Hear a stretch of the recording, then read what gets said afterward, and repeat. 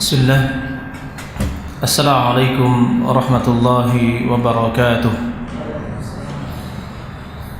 Innal hamdalillah nahmaduhu wa nasta'inuhu wa nastaghfiruh wa na'udzu billahi min shururi anfusina wa min sayyiati a'malina. Man yahdihillahu fala mudilla lahu wa man yudlil fala hadiya lahu.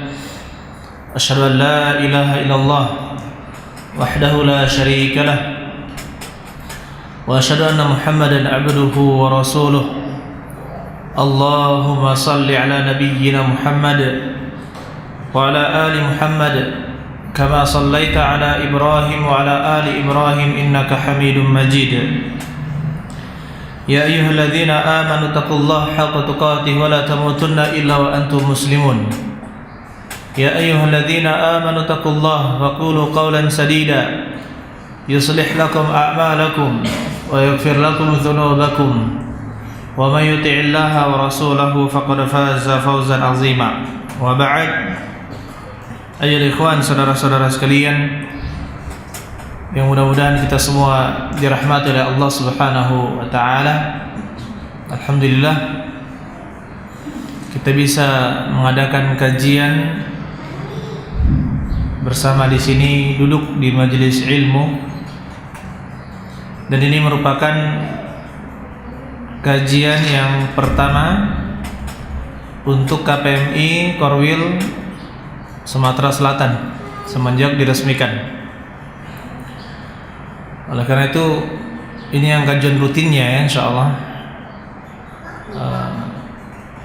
Alhamdulillah sebagian teman-teman kita ada 2 orang yang ikut ke Purwakarta ya untuk silaturahmi nasional dan rakernas nasional. Alhamdulillah menghasilkan beberapa buah poin yang insyaallah nanti akan disampaikan. Kemudian saudara-saudara sekalian, mengawali kajian ini insyaallah kita akan membahas tentang karakter pengusaha muslim yang sukses itu seperti apa. Sifat-sifat apa saja yang harus dimiliki oleh seorang pengusaha muslim ya, seorang pengusaha muslim harus memiliki prinsip ketika dia berusaha, dan dia berbeda dengan orang-orang kafir atau orang-orang fasik. Dia berbeda dengan orang-orang kafir atau orang-orang fasik. Oleh karena itu kita penting mempelajari syariat ini. Insyaallah merupakan renungan untuk kita semua. Kita belajar, kita sama-sama memperbaiki diri kita, sama-sama memperbaiki agama kita. Mudah-mudahan Allah Subhanahu wa taala memberikan kebahagiaan kepada kita di dunia dan di akhirat Allah Subhanahu wa taala. Berbicara tentang pengusaha muslim, di zaman Nabi sallallahu alaihi wasallam telah ada yang namanya perniagaan. Bahkan orang-orang Mekah di zaman dahulu tidak bisa hidup kecuali dengan perdagangan. Mereka tidak hidup dengan kurma karena ladangnya tandus. Berbeda dengan penduduk Madinah. Mereka, penghasilan utama mereka adalah kurma. Bahkan di Masjid Nabawi di zaman dahulu, di depannya itu kebun kurma.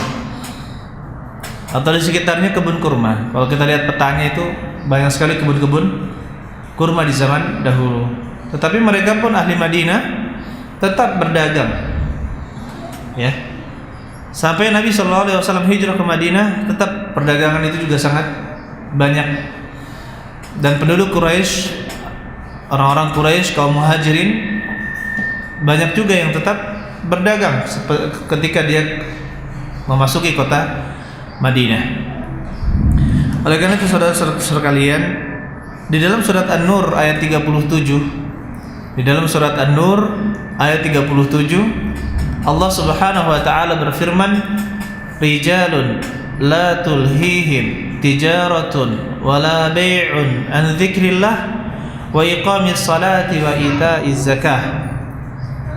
Laki-laki yang tidak dilalaikan oleh perniagaan dan tidak pula oleh jual beli ya, wa iqamis shalah, dan mendirikan salat dan membayar zakat. Yakhafuna yawman tataqallabu fihi al-qulub wal absar. Mereka takut kepada suatu hari di mana tataqallabu fihi al-qulub, hati itu bergoncang-gancing, gonjang-ganjing, bergoncang. Yang mereka itu takut pada suatu hari yang dimana pandangan-pandangan itu bergoncang-goncang. Ini merupakan kengerian di hari akhir. Coba kita lihat ayyuhal ikhwan, Allah Subhanahu wa taala memuji para lelaki yang tidak disibukkan dengan perdagangan. Maksudnya mereka berdagang, tetapi perniagaan mereka tidak menyibukkan mereka dari ingat kepada Allah Subhanahu wa taala. Rijalun la tulhihim tijaratun wala bai'un. Laki-laki yang tidak disibukkan perniagaan dan jual beli tidak menyibukkan mereka dari mengingat Allah Subhanahu wa taala. Oleh karena itu terdapat nukilan dari Imam Matar bin Tahman Al-Warraq, Matar bin Tahman Al-Warraq yang wafat tahun 125 Hijriyah. Ama innahum kanu yashtaruna wa yabi'una. Dulu mereka melakukan jual dan beli. Walakin kana ahaduhum idza sami'a an-nida' wal mizanuhu fi yadihi khafadahu wa aqbala ila as-salah. Akan tetapi seorang di antara mereka apabila mereka mendengar nida, mendengar azan, wa mizanuhu, sedangkan timbangannya berada di tangannya, timbangan ada di tangannya, khafadahu, ditaruhlah timbangan tersebut, wa aqbala ila shalah, kemudian mereka pergi salat. Nah, ini juga kita coba camkan, kita ini cinta dunia apa cinta akhirat? Kalau misalkan kita membuka toko atau membuka usaha atau berada di kantor, ketika ada azan, coba renungkan apakah kita berhenti sebagaimana para salaf, para tabi'in, para sahabat dulu berhenti untuk menuju salat berjamaah untuk kaum laki-laki, ataukah terus dengan perniagaannya? Nah, ini cek hati kita. Kemudian saudara-saudara sekalian, ketahuilah bahwa di antara sahabat ada yang menjadikan perdagangan sebagai amal ibadahnya. Contohnya Abu Darda. Abu Darda ini terkenal dengan apa? Abu Darda terkenal dengan kezuhudan beliau. Ya. Kezuhudan beliau terhadap dunia. Abu Darda seorang sahabat yang terkenal zuhud, tidak cinta kepada dunia. Tetapi apa yang dilakukan oleh Abu Darda di dalam kesehariannya? Apakah dia tidak bekerja? Apakah dia berpangku tangan kepada orang lain? Maka jawabannya tidak. Maka beliau Abu Darda radhiyallahu anhu berkata, "Inni kuntu ala hadzal daraj ubai' alaihi arbahu kullu yawmin 300 dinar." Inni kuntu ala hadzal daraj. Saya berdiri di jalan ini, ubai'u alaihi, saya berjualan, saya mendapatkan keuntungan 300 dinar setiap hari. Ashhadu salata fi kulli yawmin fil masjid. Saya menghadiri salat berjamaah setiap hari di masjid. Ama inni la aqulu inna dzalika laysa bihalal. Sesungguhnya saya tidak mengatakan bahwa itu semua tidak halal, walakinni uhibbu an akuna minal ladzina qala Allah, tetapi saya ingin menjadi orang yang difirmankan oleh Allah di dalam Al-Qur'an, rijalun la tulhihim tijaratun wala bai'un an dzikrillah. para lelaki yang perniagaan dan jual beli tidak melalaikan mereka dari mengingat Allah. Coba kita hitung, Pak. Kita hitung-hitungan nih. 300 dinar itu berapa? Wajib zakat itu berapa dinar sih? Wajib zakat, nisab zakat itu berapa dinar? Berapa dinar? Berapa dinar? 20 dinar. Itu setara dengan 85 gram emas. 85 gram emas. Ini setiap hari beliau untung berapa? Berapa? 300 dinar. Untung berapa? 300 dinar. Berarti tidak ada apa-apanya nisab 20 dinar itu tidak ada apa-apanya di hati siapa? Abu Darda.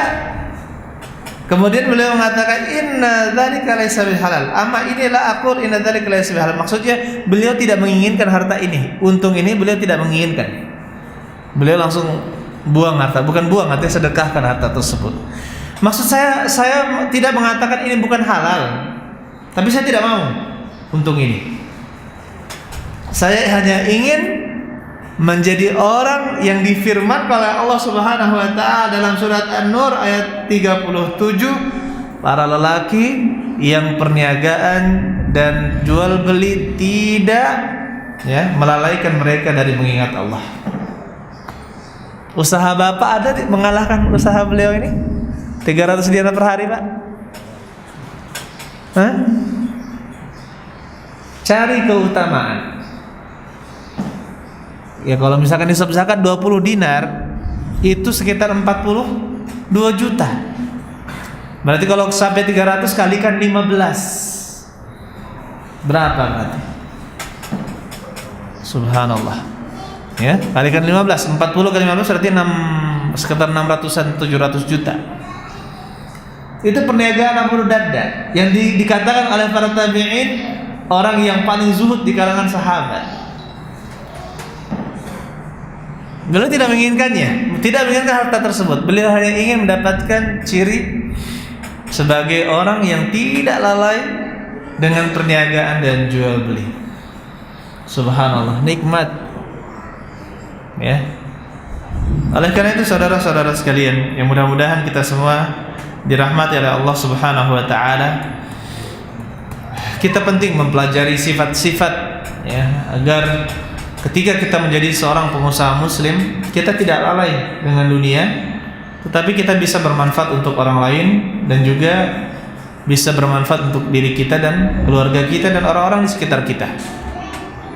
Para sahabat tabi'in Abdullah bin Mubarak dan yang lainnya sengaja bekerja agar apa? Mereka mengangkat kehinaan di dalam dirinya dan juga bisa membantu orang lain. Bisa membantu orang lain. Karena yang namanya pengangguran, yang namanya bergantung kepada orang lain, ini tercela di dalam Islam. Apalagi orangnya sehat dan mampu berusaha tapi masih ngemis. Mentang-mentang punya orang tua kaya, akhirnya tergantung dengan orang tua. Ini tercela di dalam Islam, apalagi sudah punya istri, masih tergantung dengan orang lain. Tidak. Islam mencela hal tersebut.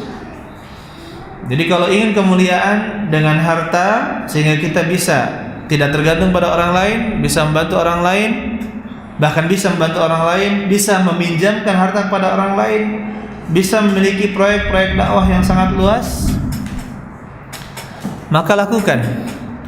Perbaiki niat kita sebelum kita berniaga atau berdagang. Kita perbaiki niat-niat kita.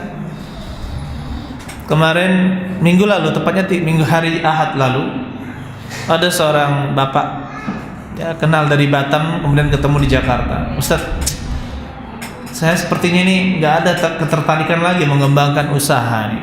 Cukuplah saya hidup seperti ini. Artinya usahanya herbal tapi produsen, dia sebagai produsen besar ya, sudah main miliaran yang jelas seperti itu. Nggak ada tertarik lagi saya ngajar untuk mengembangkan usaha seperti ini. Bapak, saya bilang, Bapak cari keutamaan lain. Saya bilang, Bapak bisa berdakwah, fokus berdakwah, mengajarkan ilmu. Jawabnya, tidak sanggup. Oleh karena itu Bapak harus cari amalan lain yang amalan tersebut bisa dibanggakan di hadapan Allah Subhanahu wa taala. Bapak perbanyak sedekah secara sirriyah, secara diam-diam. Kemudian yang kedua, sedekah secara terang-terangan. Insya Allah terang-terangan tersebut tidak akan merusak hati kita apabila sudah terbiasa bersedekah dengan sir, diam-diam. Diberi semangat agar dia bisa beramal untuk akhiratnya. Kemudian saya bilang, kalau misalkan Bapak bisa menjadi salah satu sumber dana dakwah, tolong dibukakan untuk usaha pondok kami. Saya bilang, berapa butuhnya? Sekian. Saya bilang, wah, kalau saya masih setengahnya baru bisa.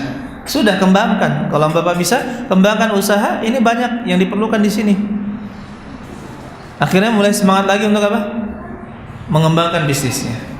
Nah, ingat ayyuhal ikhwan, sebelum kita melangkah untuk menjadi seorang pengusaha muslim yang mudah-mudahan diberkahi oleh Allah Subhanahu wa taala, maka aslih an-niyah. Perbaiki dulu niat. Perbaiki dulu apa? Niat. Niat kita ini untuk apa? Apakah untuk berfoya-foya? Jangan sampai niatnya seperti ini. Saya ingin menjelajahi seluruh dunia. Saya ingin menjelajahi seluruh dunia, menjadi pengusaha untuk menjelajahi seluruh dunia. Apakah tercela? Tergantung niatnya. Kalau misalkan dia niatkan menjelajahi dunia untuk jalan-jalan, melancong, mencari hal-hal yang berbeda di setiap negara, untuk apa? Itu negara-negara kafir itu. Ngapain dikunjungi? Ngapain dikunjungi negara-negara kafir? Tidak berpahala. Kalau mau mengunjungi Mekah dan Madinah. Kunjungilah Mekah dan Madinah. Refreshing yang bernilai ibadah. Refresh, benar-benar refresh keimanan. Ya. Tapi kalau misalkan dia niatkan, saya mau ke seluruh dunia, harus ada masjid yang saya dirikan di sana. Harus ada pondok pesantren yang saya buat di sana. Harus ada universitas yang saya buat di sana. Satu negara harus saya buat minimal satu universitas. Sudah mulai berpikir tidak seperti ini? Jangankan itu, dekat-dekat ya, Kalimantan, daerah pedalaman, daerah suku Dayak. Masjid di sana, Pak, musolanya kecil-kecil. Kapan sholat Jumat membludak sampai keluar. Gereja megah besar. Padahal untuk mendatangkan semen itu harus melalui perahu ketek, tidak ada perjalanan darat. Gereja bisa masuk, kok bisa masuk? Ya. Daripada ke Papua, mending ke Papua daripada ke daerah pedalaman, suku Dayak. Di sana bisa berdiri gereja besar. Masjid mana? Sudah berpikir ke arah sana? Sudah berpikir? Sekarang anak-anak yatim, ada panti-panti sosial. Taulah sendiri bagaimana panti-panti sosial itu bukan dididik dengan agama. Tapi ya kalau dapat yang pendidiknya, pembinanya adalah perhatian dengan orang yang perhatian dengan agama, alhamdulillah. Tapi rata-rata bagaimana? Cuma diadakan masalah-masalah dunia, sebagainya. Akhirnya apa? Tidak karuan bahasa kita. Panti-panti sosial, banyak anak-anak kecil terlantar di sana. Ini coba ambil, buatkan pendidikan khusus, pondok pesantren untuk mereka, ya. Dia mendapatkan kelayakan pendidikan dan pengasuhan. Para pengajarnya juga demikian. Seperti kemarin 3 hari lalu atau 2 hari lalu menghubungi seorang ustadz, gimana ustadz ini, kenapa antum mau daftar ke kami? Katanya, anak jujur aja sebulan hanya digaji 150.000 ngajar SD. Keseharian jual buah. Coba lihat. Coba kalau misalkan bapak-bapak berpikir, bapak-bapak memperbaiki niat, yang seperti ini adalah lapak untuk saya bersedekah, ladang bersedekah saya. Semakin besar usaha yang saya buat, yang saya adakan, semakin banyak yang dipekerjakan, kemudian semakin banyak yang disumbangkan. Dan ingat, ini semua untuk kita mengejar akhirat Allah Subhanahu wa ta'ala. Ya, jadi perbaiki dulu apa? Niat. Belum lagi Bapak sekalian, insya Allah nanti akan diberikan mukadimah tentang KPMI ini. Banyak usaha-usaha di Indonesia, hasil-hasil di Indonesia yang dia itu membusuk di Indonesia. Tapi kalau dikirim di negara lain, itu nilainya luar biasa mahalnya. Nah, sudah terpikir belum? Kenapa kita tidak mulai untuk mengekspor barang yang di sini sangat murah, di sana sangat mahal? Kenapa kita tidak berpikir negara yang murah, ya kita masukkan barang, Contoh ringkas saja, harga daging sapi. Harga daging sapi berapa di sini kalau 1 kilo? 100 berapa? 20. Di Malaysia 60.000 aja. Kok bisa ngambilnya sama-sama dari Australia? Kalau dipikir lebih jauh. Kenapa? Karena ada monopoli.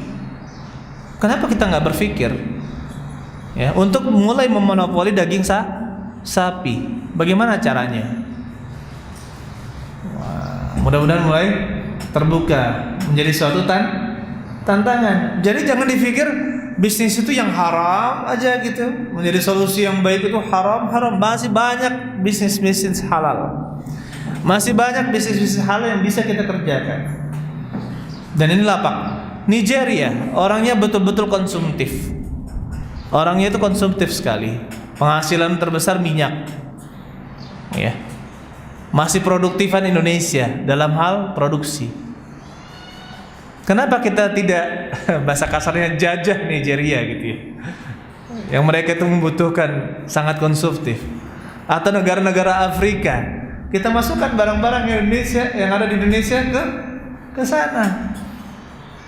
Masih banyak cara-cara untuk membangun bisnis. Insyaallah nanti kita datangkan, mudah-mudahan nanti KPMI bisa mendatangkan para ahli ya yang memang pengalaman dalam hal ini, langsung bisa kita sama-sama belajar ya mengembangkan bisnis. Tapi saya ingatkan ya, inilah yang menjadi peran utama para pembina KPMI, mengingatkan agar janganlah lalai mengajarkan yang tidak diketahui. Jangan sampai terjatuh kepada jual beli yang haram.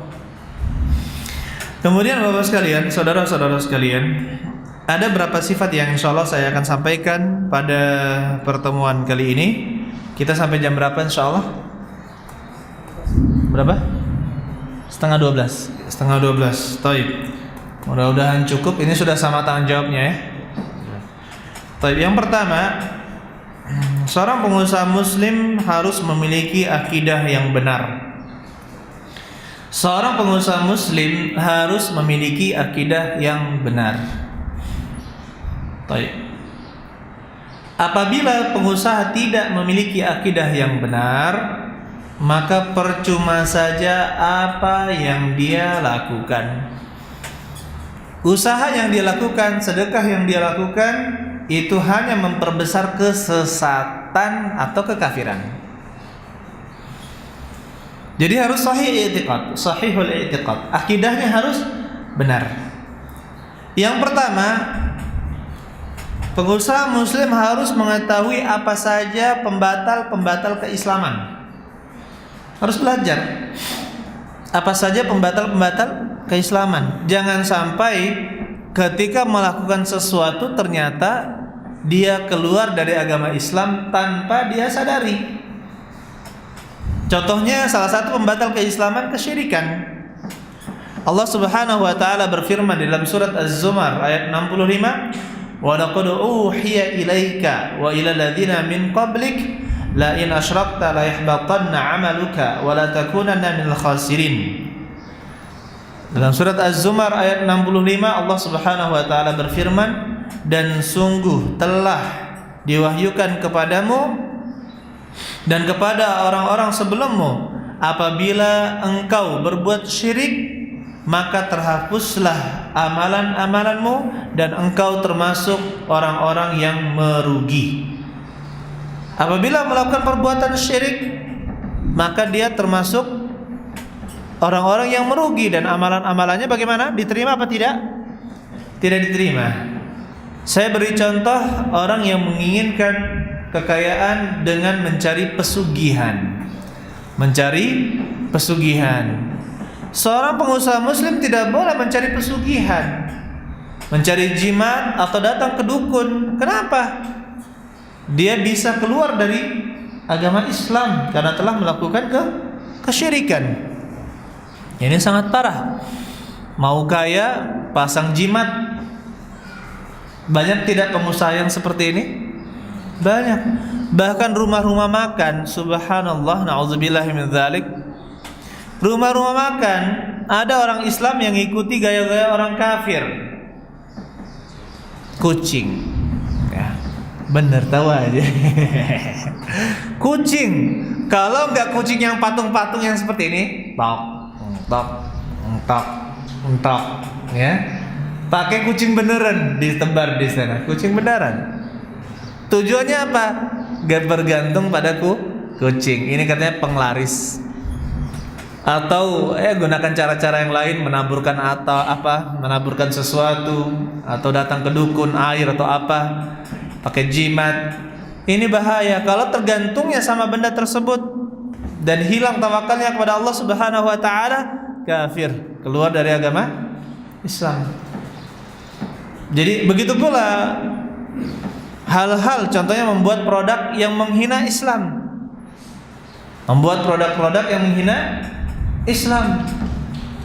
Ini juga satu saja ajaran agama Islam ini dihina, maka keluar dari agama Islam, bahaya, ya. Atau menghalalkan yang halal, menghalalkan yang haram, atau mengharamkan yang halal. Usaha-usaha seperti itu, dia tidak sadar karena bisnisnya berkecimpung di dalam kemaksiatan, akhirnya dia bilang ini halal, padahal itu haram. Ya, merubah hukum Allah Subhanahu wa taala. Saudara-saudara sekalian yang mudah-mudahan kita dirahmati oleh Allah Subhanahu wa taala, jadi harus benar dulu akidah. Belajar, pelajari.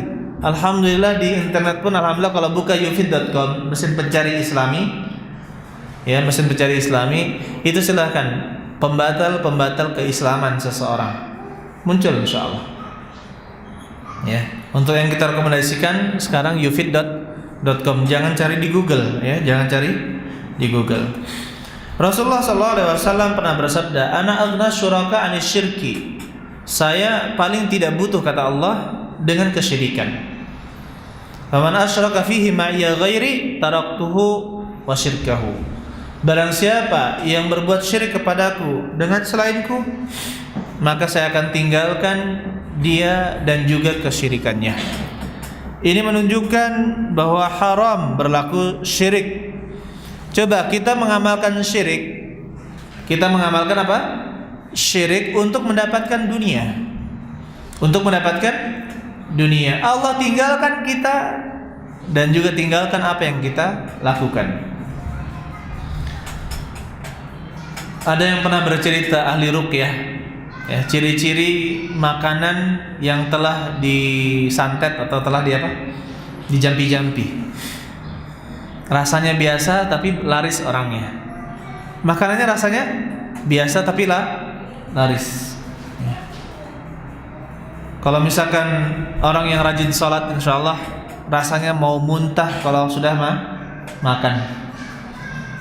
Ya, banyak orang-orang yang ketika dia masuk ke mobil, dia baca Al-Fatihah dengan tujuan cuma baca aja, zikir, ternyata langsung muntah. Heran dia, kenapa saya bisa muntah?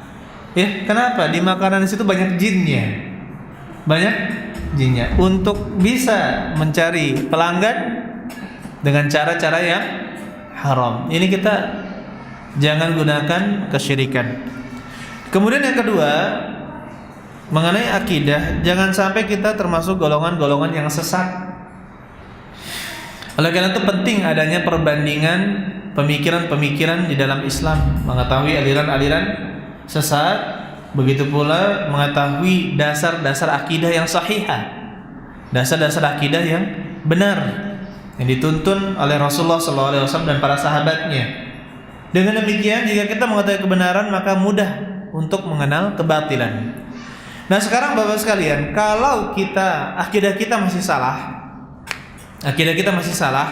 kita infakkan ke masjid ahli bid'ah, ke masjid orang-orang Syiah misalkan, atau ke masjidnya orang-orang liberal, jaringan Islam liberal yang mengatakan semua agama itu sama, percuma apa yang kita sedekahkan. Atau malah kita bersedekah buku, mencetak buku, kita cetak buku, tapi bagaimana? Ya, ternyata buku-buku aliran-aliran sesat yang kita cetak, hartanya itu tidak berguna karena ini termasuk menyebarkan kesesatan. Ya, menyebarkan kesesatan ini bahaya. Oleh karena itu Bapak sekalian, perbaiki dulu akidah kita. Jika ingin menjadi pengusaha sukses, maka perbaiki dulu akidah kita. Kemudian di sini terdapat kekhususan ya untuk KPMI yang mungkin berbeda dengan komunitas-komunitas anti riba lainnya. Di dalam pelatihan-pelatihannya selalu diisi atau diselingi dengan pelajaran akidah. Ada pelajaran apa? Akidah sahihah. Nah, seperti Pak Hadisan ya, ikut case yang pertama, KPMI Entrepreneur School yang diadakan di Jakarta. Setiap hari ada materi agama. Pada saat case pertama saya membahas tentang tauhid, masalah kesyirikan. Pada case kedua dan ketiga saya membahas tentang takdir, beriman kepada takdir, bagaimana keimanan yang benar tentang takdir kepada Allah Subhanahu wa taala. Disajikan dengan bahasa yang sederhana. Ya, untuk mempelajari akidah yang benar.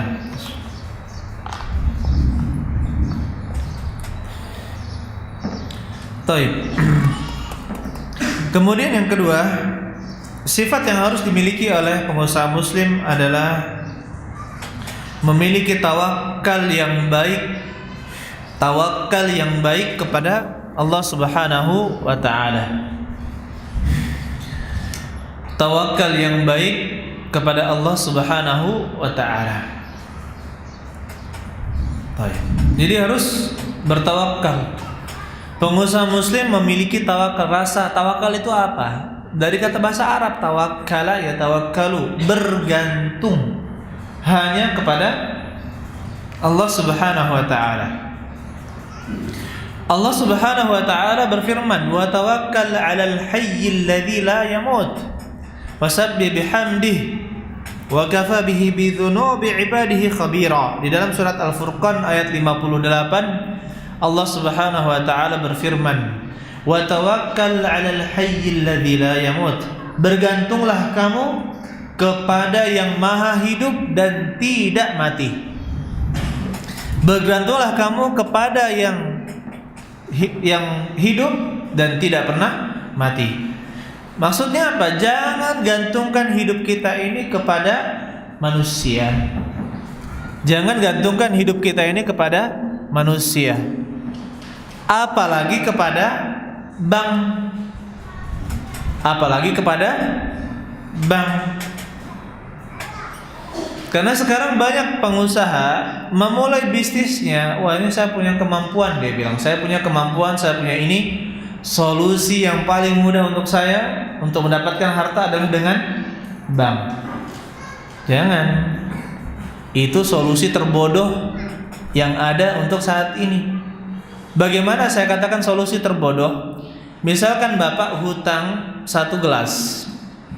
dicicil sedikit. Ini 100 juta. Nyicilnya 5 juta. Baru membangun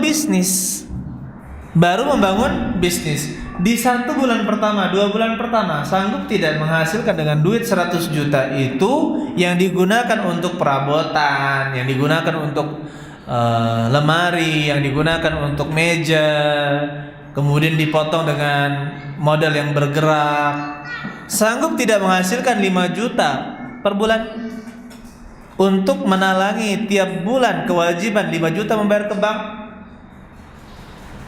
Ya, rata-rata kalau 100 juta itu dipotong sekian, sangat berat untuk mengeluarkan murni 5 juta. Intinya Bapak sedang mengeluarkan modal yang dia ambil dari bank untuk membayar ke bank, bukan membayar dari keuntungan. Itulah pembodohan dari bank. Mereka bahagia-bahagia saja, sudah mengambil riba, keuntungan dari kita yang meminjam uang, ya. Sedangkan kita yang sengsara. Baik. Itu bukan solusi. Kalau mau menjadi pengusaha muslim, jangan tawakal kepada manusia, jangan tawakal kepada bank. Loh, bagaimana caranya? Kita ada aturan mudharabah, bagi hasil. Sistem bagi hasil mudharabah, yaitu satu pemodal, satu pengusaha, atau pemodalnya bisa 1.000 orang pemodal, pengusahanya 3 orang, bisa. Ya. Loh, bagaimana kita membukanya? Buat proposal. Memang kalau benar-benar ahli, tunjukkan kalian benar-benar ahli. Antum ini benar-benar ahli dalam bidangnya. Kemudian cari dompleng kepada orang yang terkenal. Ya, masukkan dia dalam saham pengusaha dan turut mengawasi usaha, atau bekerja di dalam sana. Kan banyak tokoh-tokoh di masyarakat yang sudah terkenal. Tidak mengapa, yang penting dia muslim. Ya, kita bekerja sama dengan dia dan dia memiliki teman-teman yang lain. Bisa. Begitu pula dengan syirkatul inan, bekerja sama-sama punya modal, sama-sama bekerja. Ini juga ada. Ya, pembagian disesuai kesepakatan, pembagian syirkatul inan, kumpul modal, sama-sama bekerja, pembagian sesuai persentase kerja. Adapun kerugian sesuai persentase modal. Berapa modal kamu dipotong, kalau kita rugi, kamu sekian persen sesuai jumlah modal yang kamu tanamkan. Nah, ini insya Allah aturannya banyak. Kalau kita mau benar-benar ingin mencari modal dengan cara yang halal, ya, berapa Bapak mau kumpulkan? 1M, 2M? Ya. Bahkan dulu waktu awal-awal ke PMI itu yang dititipkan saja itu awalnya, ya, kata salah seorang pengurus, katanya awalnya ini kita kekurangan mudharib yang mau berusaha, modal sudah numpuk di sini, cuma butuh kepercayaan, butuh ini, kekurangan mudharib, modal bertumpuk. Banyak Pak orang-orang kaya itu yang tidak bisa berbisnis. Mereka itu solusi cepatnya apa? Deposito. Solusinya apa? Deposito. Sekarang di bank syariat pun ada sistem seperti itu bagi hasil yang disebut dengan mudharabah. Tapi ternyata juga kita belum merekomendasikan. Ya, hukumnya sama dengan deposito bank konvensional. Belum. Jadi kita untuk deposito sana belum. Ya, masih banyak orang-orang kaya. Kalau misalkan Bapak melihat orang-orang miskin, ya wajar, karena memang satu orang kaya, ya, penguasaan orang kaya di Indonesia itu menguasai 45% orang Indonesia yang di bawahnya. Berbeda dengan negara Amerika, dia menguasai 20% orang-orang di bawahnya. Jadi penguasaan orang-orang kaya di Indonesia itu sangat besar. Tapi kenapa kita tidak mendapatkannya? Karena kita bergabung, berlingkungan, bersosial dengan orang-orang yang masuk ke 45% tersebut. Ya. Ada sekitar 8%, ini bisa menguasai 45% orang tersebut. Tetapi berarti banyak orang-orang kaya itu banyak. Iya banyak, orang-orang kaya di Indonesia itu banyak, bahkan berlebih duitnya. Dengan adanya komunitas-komunitas anti riba, alhamdulillah sudah mulai tersadarkan. Sudah mulai apa? Tersadarkan pentingnya berinvestasi dengan cara yang halal. Saya yakin kalau misalkan di sini KPMI digerakkan dengan bagus, bahkan ya kita membentuk suatu badan usaha atau apa atas nama KPMI, diawasi oleh KPMI Korwil kita, saya yakin kita akan kelebihan untuk menampung permodalan. Ya, jadi masalah modal ini insya Allah bukan menjadi masalah. Saya selalu mengingatkan, Bapak kalau berpikir untuk mencari permodalan dengan cara yang haram, maka tidak akan diberikan solusi oleh Allah Subhanahu wa taala untuk mencari permodalan dengan cara yang halal. Begitu pula mencari penghasilan. Apabila berpikirnya untuk selalu saya tidak bisa berlepas dari yang haram, ya, maka tidak akan dibukakan pikiran untuk mencari yang halal. Tapi kalau sudah bertekad untuk mencari yang halal, insya Allah, ya, Allah akan terus bukakan pintu-pintu kehalalan tersebut. Paham Bapak sekalian? Contohnya saja, ya, sekarang ini kalau masyarakat umumnya di mana di seluruh Indonesia kesusahan mencari tukang. Sekarang ada aplikasi Gojek, Grab dan sebagainya. Kenapa nggak bikin aplikasi tukang? Ya enggak? Pelatihan tukang. Kalau kurang tukang kita bikin pelatihan. Belum terpikir? Hah? Makanya kalau mau usaha ingat kita perlu yang namanya komunitas ini, dan ini sebagai ajang ya tukar menukar pengalaman, sharing pengalaman, bekerja sama, bangun relasi, ya. Alhamdulillah seperti case pertama yang angkatan Pak Adi itu katanya saya dengar untuk ekspor barang ke mana, ke Saudi sudah ada tim Pak ya katanya. Iya seperti itu. Hasilnya alhamdulillah katanya mereka bikin tim, bikin usaha, mengamalkan kepada satu perusahaan. Mereka ini rata-rata punya produk, tapi bagaimana bisa masuk ke Saudi itu kan mikirnya susah.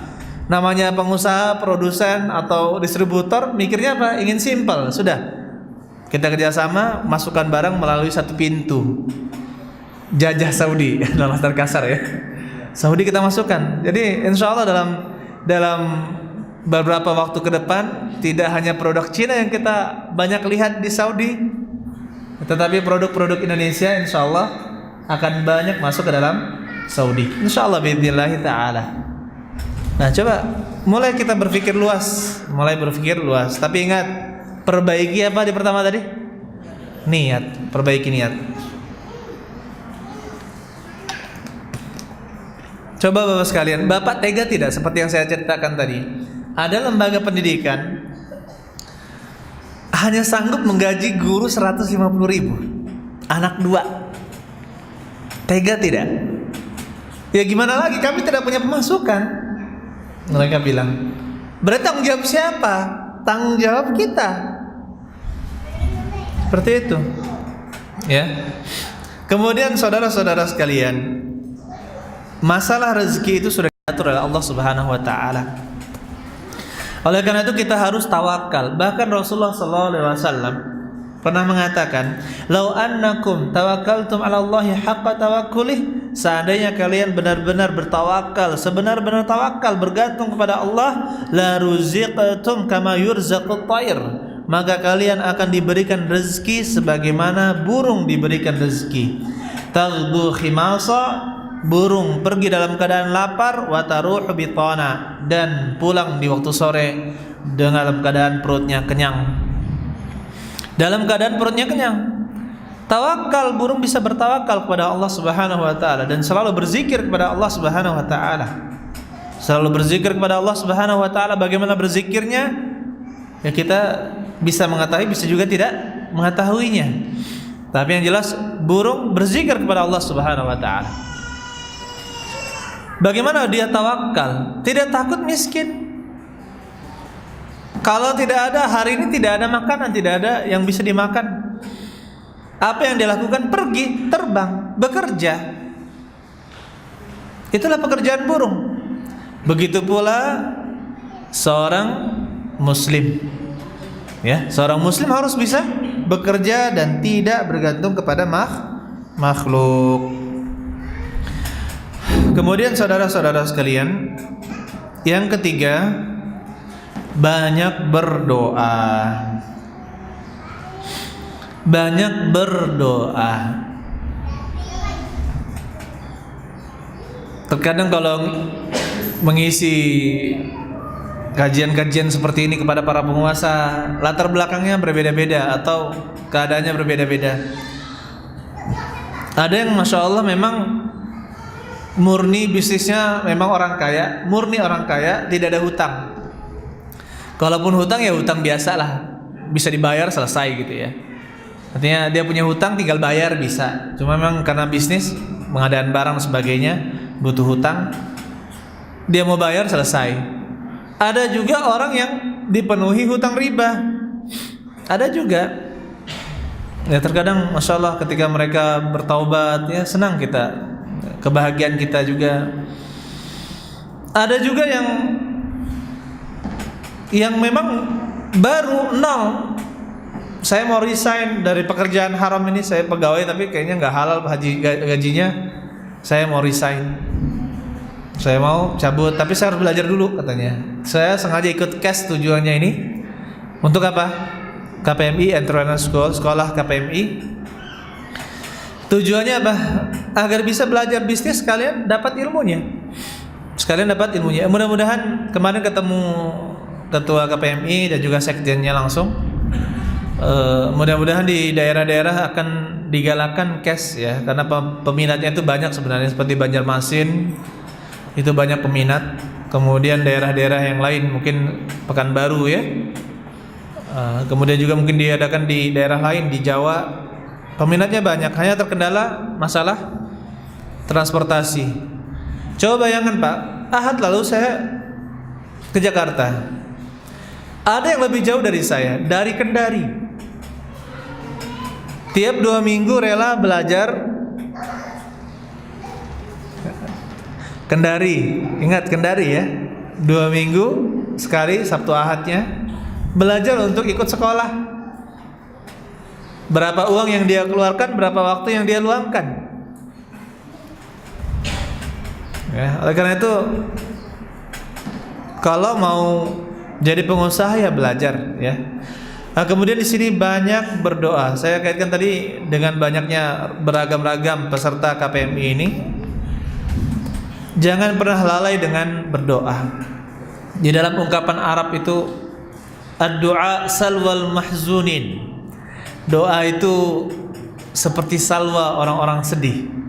Salwa itu makanan burung yang berupa makanan yang berupa burung yang diperuntukkan untuk orang-orang Bani Israel ya di zaman dahulu, menjadi makanan mereka. Mereka tinggal ngambil enak gitu ya. Dan tempat kembali orang-orang yang sedih, yaitu dengan berdoa. Wa najwal muttaqin, bisikan orang-orang yang bertakwa kepada Allah Subhanahu wa taala. Dia mengetuk pintu Allah Subhanahu wa taala untuk mengabulkan doanya. Dan inilah da'bus salihin. Dan dia adalah kebiasaan orang-orang saleh. Karena orang-orang saleh tidak pernah luput dari berdoa kepada Allah Subhanahu wa taala. Jika mau tahu kita ini bergantung kepada Allah apa tidak, banyak bergantung kepada Allah apa tidak, lihatlah banyak doa kita kepada Allah. Ketika sujud, di waktu-waktu mustajab, lihat. Kalau misalkan orang tersebut banyak berdoa kepada Allah, minta kepada Allah, banyak meminta kepada Allah Subhanahu wa taala, ini menunjukkan dia bergantung kepada Allah Subhanahu wa taala. Tetapi ketika seseorang merasa dirinya pede, merasa dirinya pede, tidak butuh dengan Allah Subhanahu wa taala. Ini namanya ujub, kagum terhadap diri sendiri. Bahkan yang seperti ini ayolah ikhwan, kita mengedipkan mata, kita menyetir, ini semuanya harus berharap ini karena pertolongan Allah Subhanahu wa taala, ini diberikan oleh Allah, kemampuan ini semuanya diberikan oleh Allah Subhanahu wa taala. Ketika kita punya keinginan yang baik, kita berdoa kepada Allah Subhanahu wa taala. Ya Allah, mudahkanlah saya untuk membuka bisnis dengan cara yang halal. Saya ingin seperti ini. Saya ingin seperti ini, berikanlah jalan saya untuk menjadi seorang pengusaha muslim yang sukses sehingga bermanfaat untuk orang lain. Ya. Baik.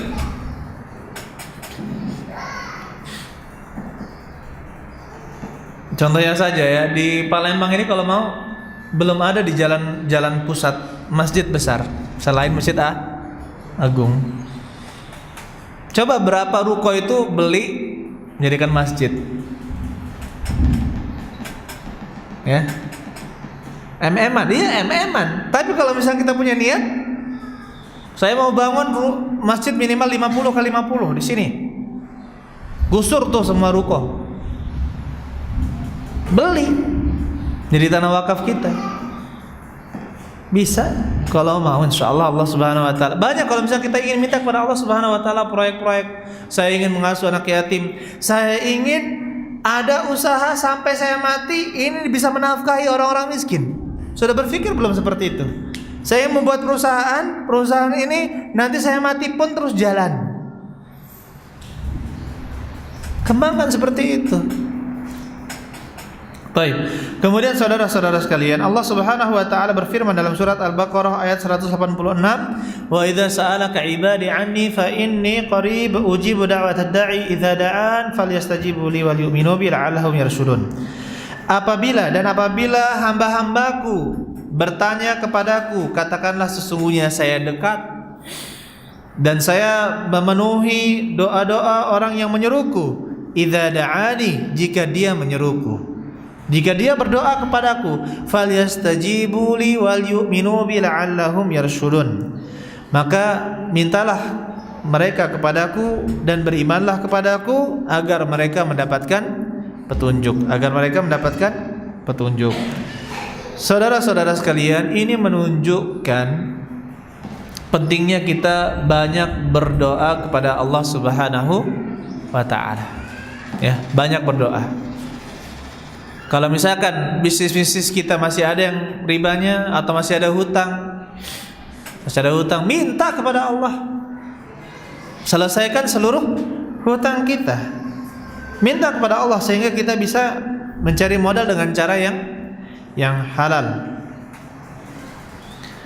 Baik. Kemudian Allah Subhanahu wa taala berfirman di dalam Sahih Abi Daud, dalam Sunan Abi Daud, "Inna rabbakum", sesungguhnya Rabb kalian, tabaraka wa ta'ala, hayyun karimun. Hayyun itu maha pemalu. Rabb kita ini maha pemalu. Hayyun karimun, maha dermawan. Yastahyi min 'abdihi idza rafa'a yadayhi ilaihi an yaruddahuma sifra. Malu Allah malu kepada hambanya jika hambanya mengangkat tangannya kepadanya, Allah kembalikan dalam keadaan hampa. Allah kembalikan dalam keadaan sifr, hampa, kosong. Allah itu malu. Allah Subhanahu wa taala butuh kita angkat tangan kita kepada Allah Subhanahu wa taala untuk membangun usaha kita. Dan insyaallah saudara-saudara sekalian, kita harapkan dari KPMI Korwil nanti undanglah para pengusaha-pengusaha yang sudah maju insyaallah Kemudian jadi terbuka gitu ya. Terkadang kalau kodok dalam tempurung merasa dia paling hebat. Kalau kodok dalam tempurung, paling hebat nih, lompat saya paling tinggi gitu ya. Lompat saya paling tinggi. Pas dia dibuka ternyata langit sangat tinggi. tinggi. Nah, kalau misalkan ada pengusaha-pengusaha yang sudah Masya Allah, dia tidak lagi terlibat dengan riba, penghasilannya halal, dia bisa berusaha untuk halal, ya, tidak terkait lagi dengan yang kayak gitu-gituan. Kita bagaimana dia berusaha seperti itu? Bisa, insya Allah nanti seperti ketua KPMI, sekjen sebagainya itu punya link-link ya, insya Allah punya link-link yang bisa mengisi seperti itu. Itu butuh pencerahan. Seperti contohnya ayam saja Pak, bisnis ayam ayam kampung ya, ditemukan ada bisa dipanen dalam waktu 70 hari ya. Nah, sekarang contohnya saja kalau kita ayam ras ya, yang sekarang ini itu kasihan para petani sekarang, para peternak ya, karena sudah dimonopoli oleh orang-orang kaya ya, sudah dimonopoli oleh orang-orang kaya. Nah, sekarang bagaimana kalau kita bermain di sana?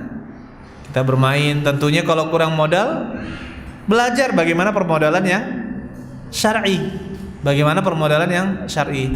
Kalau misalkan bisa ditambah dengan sistem IT yang canggih, ini luar biasa. Ini sangat luar biasa. Saudara-saudara sekalian yang mudah-mudahan kita dirahmati oleh Allah Subhanahu wa taala, terkadang di dalam berdoa seorang hamba itu lalai dan kurang yakin, doanya itu setengah-setengah. Ini yang menyebabkan doa tidak dikabulkan.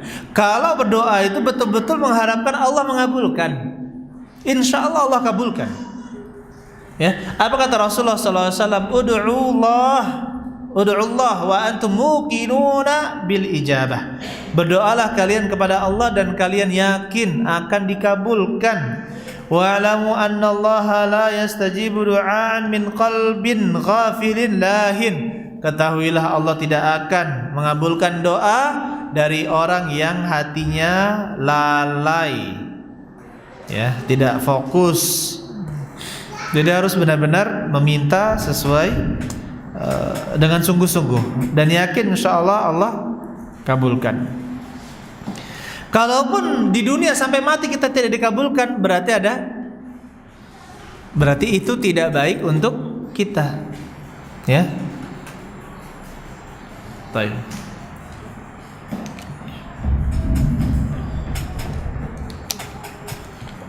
Saudara-saudara sekalian yang mudah-mudahan kita dirahmati oleh Allah Subhanahu wa taala. Yang keempat, sifat pengusaha muslim yang sukses itu selalu menjaga salat. Selalu menjaga salat lima waktu.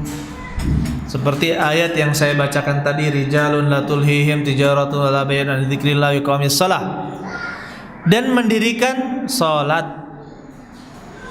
Jangan sampailah lalai. Ya. Bagaimana sih hukum salat berjamaah itu? Hukum salat berjamaah, para ulama berselisih pendapat. Pendapat yang kuat, salat berjamaah itu hukumnya wajib. Orang buta saja datang kepada Nabi SAW bertanya dan meminta keringanan, yaitu siapa namanya? Abdullah bin Umi Maktum, minta keringanan untuk sholat di mana? Di rumahnya. Apakah diizinkan oleh Rasulullah SAW? Pertama diizinkan. Kemudian Rasulullah SAW memanggilnya, As-sami'tan nida? Apakah kamu mendengar azan? Naam, saya mendengarnya. Ya, saya mendengarnya. Fa'ajibhu, panggil seru apa? Fa'ajibhu, jawablah panggilan azan tersebut. Maksudnya pergilah ke masjid. Orang buta yang disebutkan di dalam beberapa riwayat, dia itu tanahnya tidak rata, yaitu perkebunan, kemudian rawan dengan binatang buas, dia tidak ada penuntun yang sebenarnya berhak untuk diberi uzur, tetapi tetap orang buta disuruh oleh Rasulullah SAW untuk sholat kemana? Ke masjid. Rasulullah SAW bersabda, man sami'an nida falam yujibhu fala salata lahu illa min uzrin. Dalam riwayat Ibnu Majah disebutkan, barang siapa mendengar azan kemudian dia tidak memenuhi panggilannya, panggilan azan tersebut, maka tidak ada salat baginya. Tidak ada salat baginya. Nah ini pentingnya menghidupkan masjid. Dulu di zaman para sahabat, ayyuhal ikhwan, para sahabat itu mengetahui ciri-ciri orang munafik dengan sholat berjamaah mereka. Mengapa? Orang yang jarang atau malas-malasan sholat berjamaah terindikasi nifak, terindikasi memiliki sifat munafik. Bayangkan, munafik itu pura-pura apa? Pura-pura beragama Islam. Karena di zaman Nabi Shallallahu Alaihi Wasallam ada beberapa belas atau beberapa orang yang bersifat munafik. Dia itu orang munafik, pura-pura beragama Islam. Dia beragama Islam untuk mencari keuntungan dengan keislamannya. Akhirnya pura-pura Islam. Kalau sholat zuhur, sholat asar lagi di kebun nggak usah. Ketika sholat maghrib, sholat kenapa? Dilihat masih kelihatan kalau tidak sholat. Ketika sholat isya hilang. Karena di zaman Nabi SAW isya itu tidak ada lampu, Pak. Kalaupun ada lampu paling untuk penerangan, nanti pas sudah sampai di rumah, di masjid dimatikan lagi. Dimatikan lagi. Kenapa? Mahal. Minyak di zaman Nabi SAW mahal. Penerangan itu mahal. Jadi kita syukuri kalau sekarang isya lampunya Masya Allah. Apalagi subuh. Ya subuh mereka tidak salat subuh. Berharap agar jangan sempat terang. Selesai salatnya belum sempat terang. Jadi tidak ketahuan kalau mereka tidak salat subuh. Nah sekarang kalau banyak pengusaha yang lalai dengan salat berjamaah, dan ini kita harapkan untuk para pengusaha, milikilah sifat yang dimiliki oleh Abu Darda, sehingga para ulama tafsir menukil kisah beliau. Ya, menukil kisah Abu Darda yang bekerja di pasar.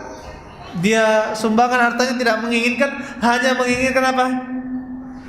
Menginginkan memiliki sifat sebagai pedagang, orang-orang yang tidak lalai dengan perniagaannya. Bapak, Ibu, bagaimana tahu kita ini cinta dunia? Ya, cara mengetahuinya gampang. Kalau harta kita bertambah, kita senang. Begitu pula kalau harta kita berkurang, kita sedih. Nah, itu ciri-ciri masih cinta dunia. Karena apa? Orang yang tidak cinta dunia terserah Allah lah, sudah. Allah berikan ini ya biasa saja, Allah berikan banyak biasa saja, ada hak-hak orang lain yang harus saya berikan. Dikit hartanya biasa saja, oh berarti Allah lagi mengurangi harta saya. Tidak mungkin Allah tidak memberikan rezeki saya. Ya, begitu Bapak sekalian. Jadi jangan sampai gara-gara kesibukan sok sibuk, sebenarnya itu sok sibuk, ya, melalaikan dari sholat berjamaah. Ini untuk kaum laki-laki, Bu, ya. Kalau kaum wanita maka sholatnya di mana? Di rumah. Ya, sholatnya di mana? Di rumah.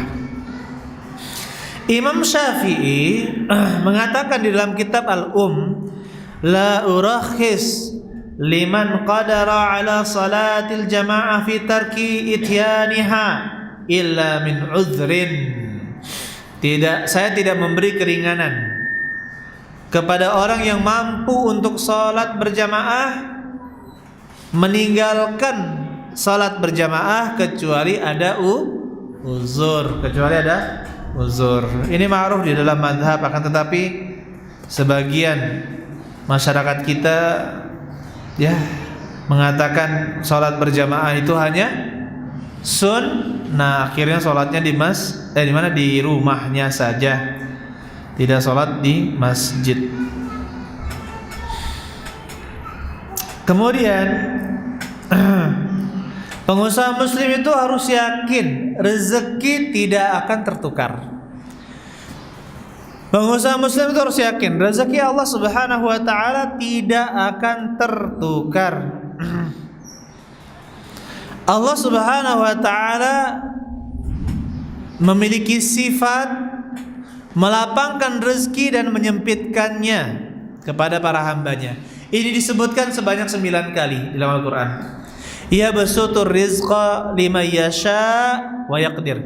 Ya basutur rizqa liman yasha min ibadihi wa yaqdir. Di dalam ayat yang lain ada tambahan min ibadihi, dari kalangan hamba-hambanya. Ya basutu, melapangkan rizqa, rizki, liman yasha, untuk orang-orang yang dikehendakinya, min ibadihi, dari kalangan hamba-hambanya, wa yaqdir, dan Allah yang menyempitkannya. Berarti kita paham siapa yang menyempitkan harta? Allah. Yang melapangkan harta siapa? Allah Subhanahu wa taala. Tidak mungkin rezeki kita ini tertukar. Tidak mungkin rezeki kita tertukar. Walaupun apa usaha kita, ya, maka rezeki kita tidak akan tertukar. Kalau misalkan ada yang halal dengan ada yang haram, Pak, mending yang haram apa yang halal? Tentu pilih yang halal. Walaupun yang halal ini terlihat susah, berbahaya atau apa, tapi itulah seorang muslim tawakalnya, kalau ada bahaya, ada risiko, maka kembali kepada siapa? Tawakalnya kembali kepada siapa? Pada Allah Subhanahu wa taala.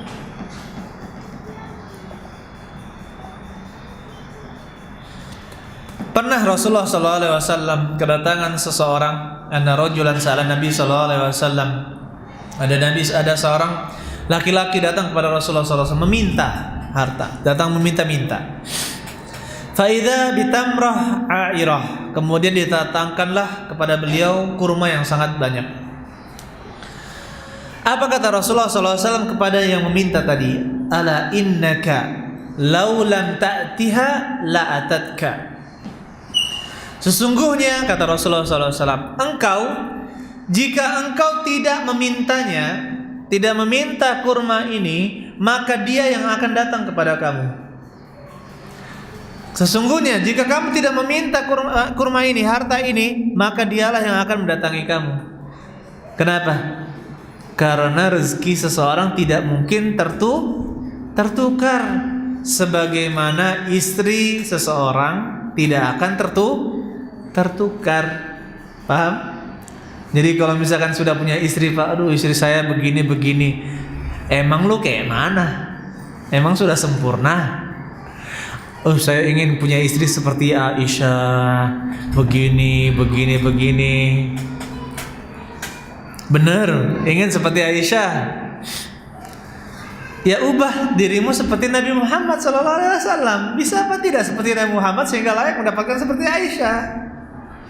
Jawabannya, ya, tidak mungkin seperti Nabi Muhammad SAW. Kalau misalkan kita tidak sempurna, maka jangan mengharapkan kesempurnaan pada istri kita. Akan tetapi kita wajib beramar ma'ruf nahi mungkar. Andai kata kita melihat kemungkaran, seandainya ada kusur atau ya perbuatan penyepelean terhadap ibadah, maka itulah kita yang mengingatkan untuk beribadah. Paham? Ya. Lanjut. Jadi rezeki sudah diatur oleh Allah Subhanahu wa taala. Rasulullah sallallahu alaihi wasallam katakan,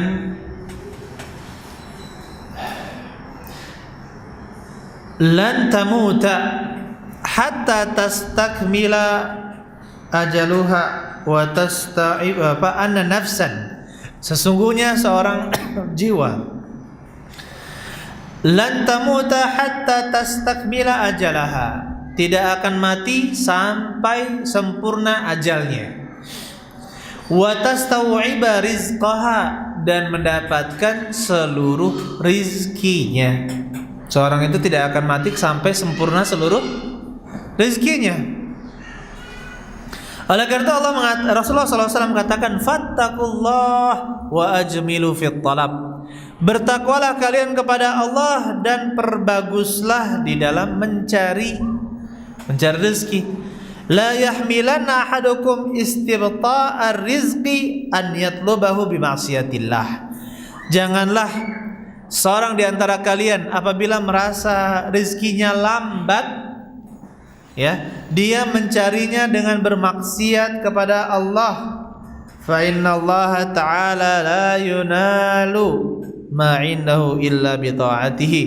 Sesungguhnya Allah Ta'ala tidak didapatkan karunia-Nya kecuali dengan ketaatan kepadanya. Jadi harus taat. Saudara-saudara sekalian yang mudah-mudahan kita dirahmati oleh Allah Subhanahu wa taala. Rasulullah SAW mengatakan, innar rizqa la yatlubul 'abda aktsara mimma yatlubuhu ajaluh. Sesungguhnya rezeki itu, ya, benar-benar mencari seorang hamba. La yatlubu, benar-benar mencari seorang hamba. Aktsara, lebih banyak, mimma yatlubuhu ajaluh, daripada yang dicari oleh ajal kematiannya. Jadi yang namanya rezeki itu pasti apa? Pasti datang. Tidak perlu ditakutkan. Tetapi kalau misalkan rezeki kita itu sudah ditakar sekian, alangkah baiknya jika rezeki orang itu datang melalui kita. Kita menjadi perantara orang dapatkan rezekinya, maka kita mendapatkan pahala yang besar sebagai perantara menyalurkan rezeki. Paham Pak ya? Ada developer di Timur Tengah, ya, di Saudi. Kenapa kamu proyek ini kok murah banget gitu ya? Nggak seperti developer yang lain. Katanya apa? Ya saya cukup lah, ini saya cukup sedikit. Yang penting para tukang ini, dia nih mendapatkan rezeki melalui saya. Para tukang ini bisa bekerja, bisa mendapatkan rezeki melalui saya. Ini sudah saya sangat senang sekali. Baik, coba dia ingin membantu membuka lapangan apa? Pekerjaan. Sudah belum kita berpikir ke sana, membuka lapangan pekerjaan, orang bisa menikmati hasilnya dengan cara yang halal. Kemudian yang selanjutnya, Bapak-bapak sekalian, yang keberapa? Yang keenam ya. Harus belajar. Pengusaha muslim itu harus belajar dan mau belajar. Kata Umar bin Khattab, la yabi' fi suqina illa man qad tafaqqaha fid din. Tidak ada yang boleh berjualan di pasar ini, pasar Madinah, kecuali yang telah benar-benar belajar agama. Yang benar-benar belajar agama. Jadi kalau mau berjualan, mau berdagang, pelajari dulu hukum-hukum muamalat. Dan alhamdulillah Allah berikan keringanan kita di dalam memahami syariat. Pelajari yang haram, pelajari yang haram saja, maka yang lainnya halal. Pelajari yang haram saja, apa yang haram di dalam jual beli, muamalat, yang lainnya itu halal. Karena yang halal itu sangat banyak. Ini merupakan rahmat Allah Subhanahu wa taala kepada kita. Ya. Rasulullah SAW bersabda, man yuridillahu bihi khairan yufaqihu fid din. Barang siapa yang Allah inginkan kebaikan kepadanya, maka Allah pahamkan agama terhadapnya. Allah pahamkan agama kepadanya. Kemudian Bapak-bapak sekalian, yang selanjutnya, sifat seorang pengusaha muslim mencari rekan yang bertakwa. Cari rekan itu yang bertakwa. Karena mau tidak mau kita akan makan sama dia, bersama dia, kita akan duduk-duduk dengan dia, kita akan jalan-jalan dengan dia. Apa kata Rasulullah SAW? La tusahib illa mu'minan. Janganlah kamu bersahabat kecuali dengan seorang mukmin. Wala ya'kul ta'amaka illa taqi. Janganlah kamu makan makanan, ya, kecuali bersama orang, janganlah ada yang makan makananmu kecuali orang yang bertakwa. Janganlah ada yang memakan makananmu kecuali orang yang bertakwa. Maksudnya jangan kamu berikan kepada orang yang tidak bertakwa.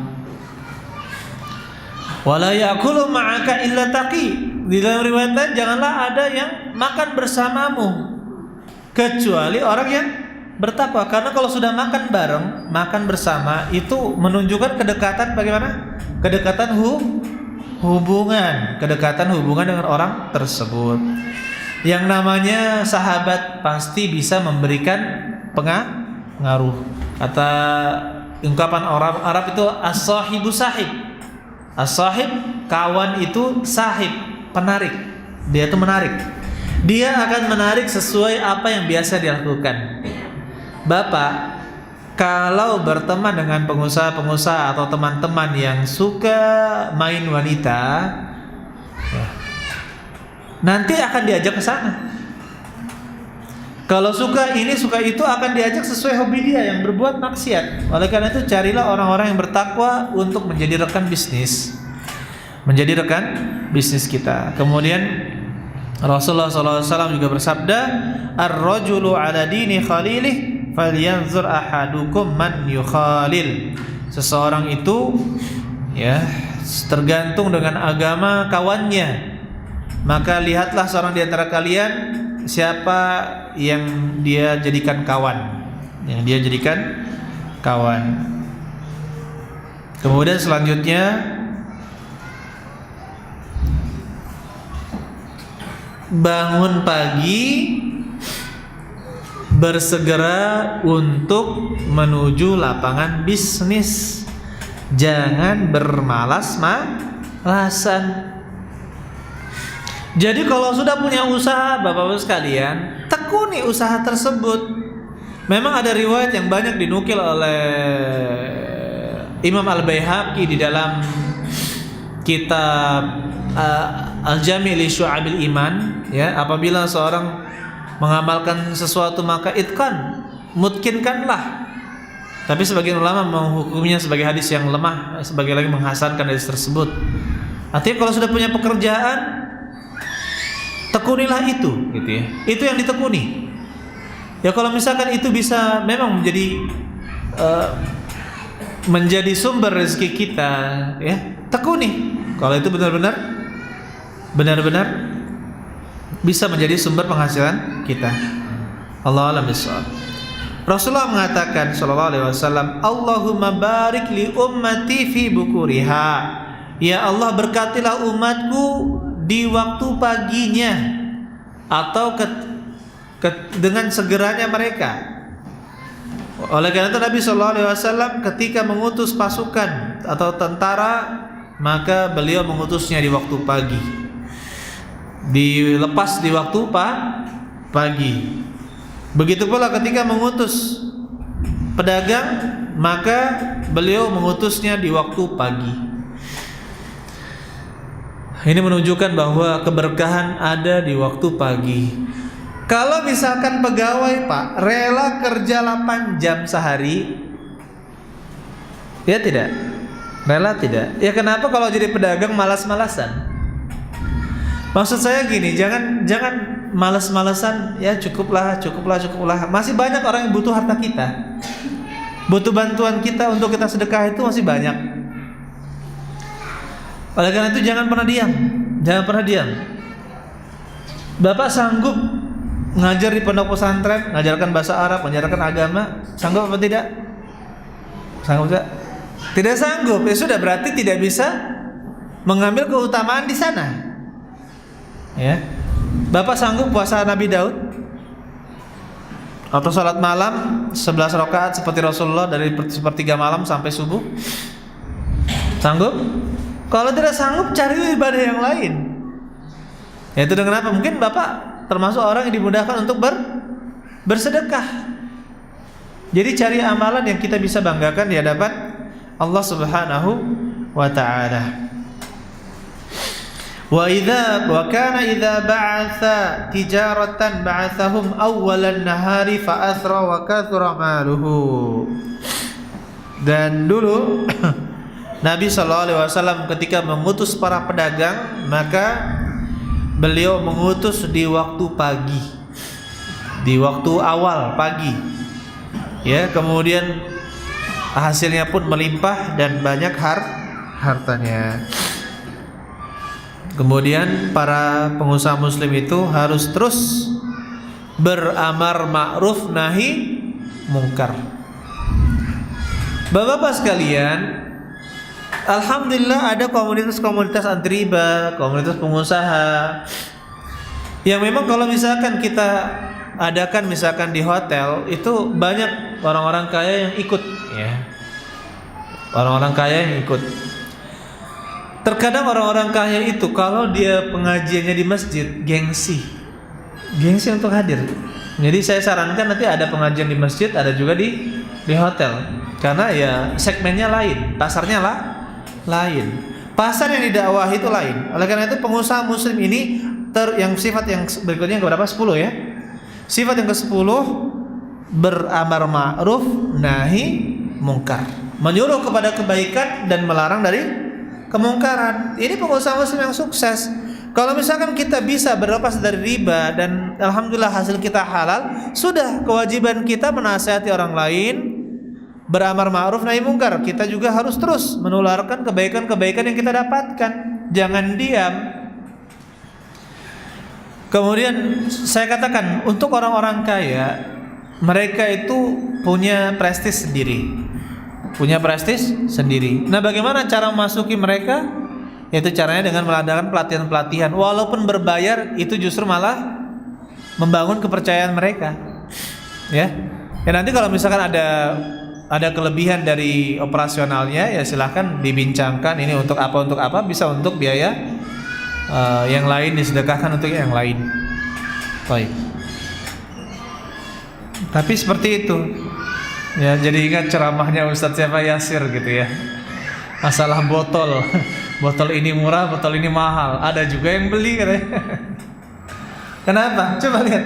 Kalau kita ke salah satu minimarket, yang ini mahal banget ya, nggak mau beli gitu ya.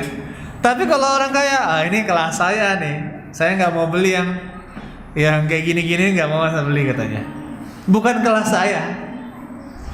Orang kaya punya kelas sendiri. Begitu pula dalam pengajian-pengajian mendakwahi mereka, itu juga lain caranya. Ya. Baik. Apa salahnya mungkin kita undang misalkan orang terkenal dari pemerintahan atau apa, kemudian kita undang pengusaha yang besar kan? Kita datang, insya Allah mereka akan mau datang, walaupun biayanya besar dia bayar, insya Allah mau bayar. Nah, di situ kita masukkan konten apa? Isi-isi nasihat-nasihat keagamaan, dan dengan ini alhamdulillah banyak sekali orang-orang yang bertaubat. Bahkan pernah ada seorang ustadz mengisi kajian, dia ini pegawai bank. Ditanya, "Bapak tahu haramnya riba kapan?" Ya, hari ini katanya saya tahu tuh, baru sekarang saya tahu, kalau baru tahu riba itu haram. Saya bekerjanya itu haram. Subhanallah. Akhirnya hari itu juga, ya, kata ustadz ini, dia memutuskan untuk keluar dari bank, resign dari bank. Hari itu dia tahu, hari itu dia resign. Dia mau resign, tapi prosesnya kan kalau namanya resign kan butuh berapa bulan ya, tidak langsung bisa resign. Coba seperti itu. Kemudian selanjutnya yang ke-11, menjauhi berbagai macam syubhat. Menjauhi berbagai macam apa? Syubhat. Barang-barang syubhat ini dijauhi, harta-harta yang syubhat itu dijauhi. Rasulullah SAW bersabda, "Innal halala bayyinun wa innal harama bayyinun."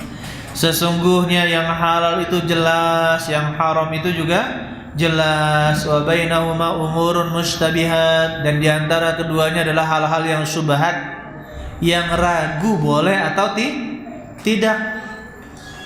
Ya, ada hal-hal yang ragu. Kata Rasulullah SAW, la ya'lamuhunna katsirun minan nas, tidak ada yang mengetahui, kebanyakan manusia tidak mengetahuinya. Hal-hal syubhat ini hanya sedikit yang tahu hukumnya halal atau haram. Faman ittaqa syubhat faqad istabra'a li dinihi wa 'irdihi. Barang siapa yang menjauhi perkara-perkara syubhat, maka dia telah berlepas diri untuk keselamatan agama dan kehormatannya. Selamat agama dan kehormatannya jika dia jauhi hal-hal yang syubhat. Kemudian ayuhal ikhwan, Umar bin Khattab, contohlah Umar Al-Faruq, Umar bin Khattab. Beliau radhiyallahu anhu mengatakan, kunna nada'u, kami meninggalkan, kunna nada'u tis'ata asyaril halal makhafata an naqa'a fil haram. Kami meninggalkan 9/10 harta kami dari yang halal ini, karena takut kami terjatuh kepada yang haram. Saya ulangi, kata Umar bin Khattab, kami meninggalkan 9/10 harta kami yang halal karena takut terjatuh kepada yang haram. Maksudnya apa? Dia punya harta misalkan sebanyak 10. Sebanyak apa? 10. 9/10-nya ini semuanya halal. 10 harta ini apa? Halal. Adapun yang haram sudah dibuang. Tidak mau, bahkan tidak mendapatkan yang haram. Umar bin Khattab. Siapa yang meragukan beliau? Tapi karena kewaraan Umar bin Khattab, sifat wara' beliau, 9/10-nya beliau sedekahkan, keluarkan. Cuma mendapatkan 1/10 untuk dirinya. Kenapa? Takut syubhat. Takut apa? Syubhat. Begitu pula saudara-saudara sekalian, para ulama salaf kita, para ulama kita selalu berhati-hati terhadap perkara-perkara yang syubhat. Contohnya juga ada masalah sampai perkataan dalam bergaul keseharian, itu juga harus berhati-hati terhadap perkara-perkara yang syubhat, terutama menerima ceramah atau menerima pelajaran, menerima nasihat dari seseorang. Kata para ulama, tafaqqadu minhu idza jalasa al-wa'iz lin-nas, apabila seorang pemberi nasihat datang kepada manusia, maka berkatalah para ulama, tafaqqadu minhu thalathan, carilah pada dirinya 3 hal. Fa idza kana mu'taqidan li bid'atin fala tujalisuhu, apabila dia berkeyakinan seperti berkeyakinan bid'ah, berkeyakinan apa?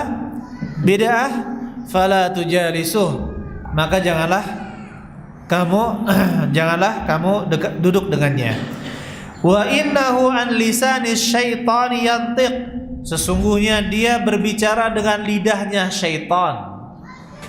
Ini ahli bid'ah, berbicara dengan lisannya syaitan. Kenapa? Syaitan ini menghias-hiasi perkataan yang tadinya buruk, dihiasi menjadi baik, padahal itu buruk. Wa in kana sayyi'ut ta'mati fa'anil hawa yantiq. Nah, coba lihat. Apabila dia itu sayyi'ut ta'mah, dia itu makanannya buruk, makanannya haram, makanannya buruk, fa'anil hawa yantiq, maka dia akan berbicara dengan hawa nafsu. Maka dia akan berbicara dengan hawa nafsu. Fa in lam yakun makinul aql fa innahu yufsid bi kalamihi aktsar mimma yuslih fala tujalisuhu. Apabila dia itu kurang akal, artinya tidak cerdas, tidak pintar dalam bidangnya, fa innahu yufsid bi kalamihi aktsar mimma yuslih, yang dia rusak dengan perkataannya itu lebih banyak daripada yang dia perbaiki. Fala tujalisuhu, janganlah kalian duduk dengannya. Maksudnya jangan mengambil ilmu dari penasehat tersebut. Jangan dengar nasihatnya. Dan ini berbahaya ya ikhwan. Berkaitan dengan syubhat. Hal-hal yang syubhat ini bahaya. Bahkan yang haram saja itu banyak sekarang yang menghalalkan riba. Banyak yang menghalalkan apa? Riba. Ini boleh. Bahkan ada yang mengatakan kalau ribanya sedikit itu tidak mengapa. Subhanallah, ya. Siapa yang mengatakan itu? Riba walaupun sedikit itu haram. Ini kita perangi riba, dia malah mengatakan kalau ribanya sedikit tidak menjadi masalah. Yang dilarang itu kalau bertingkat tingkat. Saya mau katakan, di zaman dahulu itu berlipat-lipat ganda atau sebagian lipat ganda saja. Ya, tidak sampai 100%. Ya rata-rata riba di zaman dahulu tidak sampai 100%. Artinya tidak berlipat-lipat yang diharamkan itu. Itulah yang diharamkan. Baik. Kemudian saudara-saudara sekalian, di antara sifat pengusaha muslim yang sukses, amanah, jujur dan amanah. Ternyata benar ya. Kata Nabi sallallahu alaihi wasallam, "Innas sidqa yahdi ilal birri wa innal birra yahdi ilal jannah." Sesungguhnya kejujuran itu akan mengantarkan seseorang kepada ketakwaan, amal yang baik, kebajikan. Wa innal birra yahdi ilal jannah, dan sesungguhnya kebajikan tersebut akan mengantarkan seseorang kepada surga. Wala yazalur rajul yasduq hatta, senantiasa seorang itu jujur sampai dicatat di sisi Allah sebagai siddiqah, orang yang sangat jujur. Dicap oleh Allah sebagai orang yang sangat jujur. Kemudian innal kadhiba, sesungguhnya dusta itu yahdi ilal fujur, akan mengantarkan kepada perbuatan-perbuatan dosa. Wa innal fujura yahdi ilan nar, dan sungguhnya perbuatan-perbuatan dosa itu akan mengantarkan kepada neraka. Wala yazalur rajulu yakdzib hatta yuktabu indallahi kadzdzaba, senantiasa seorang itu membiasakan berdusta sampai dicatat di sisi Allah sebagai pendusta. Subhanallah.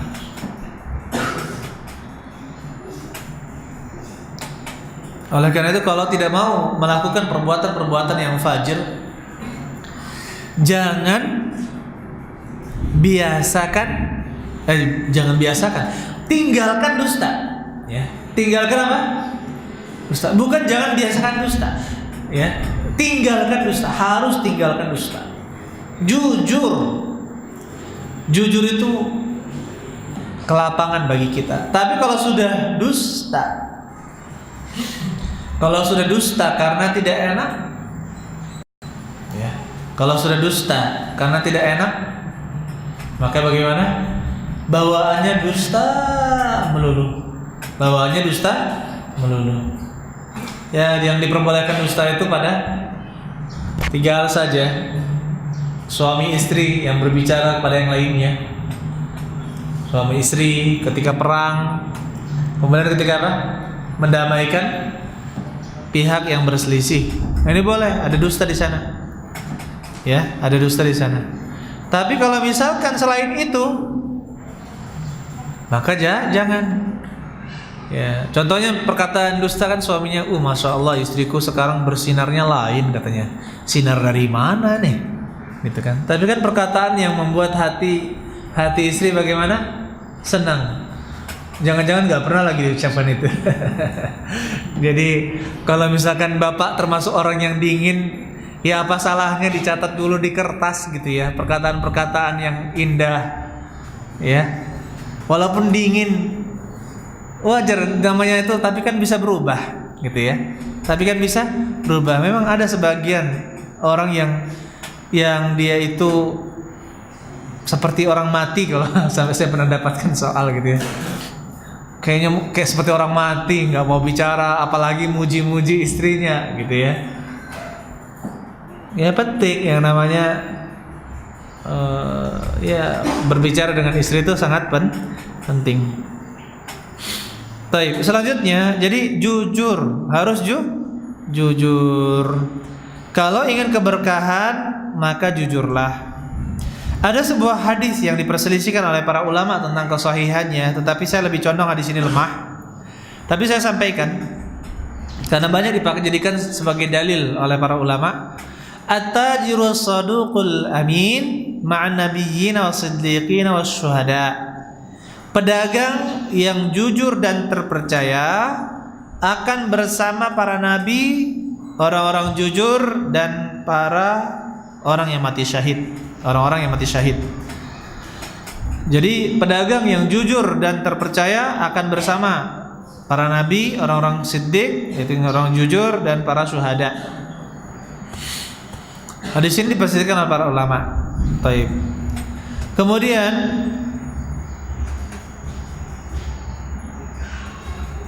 sifat yang selanjutnya, pedagang muslim itu tidak lupa bersedekah.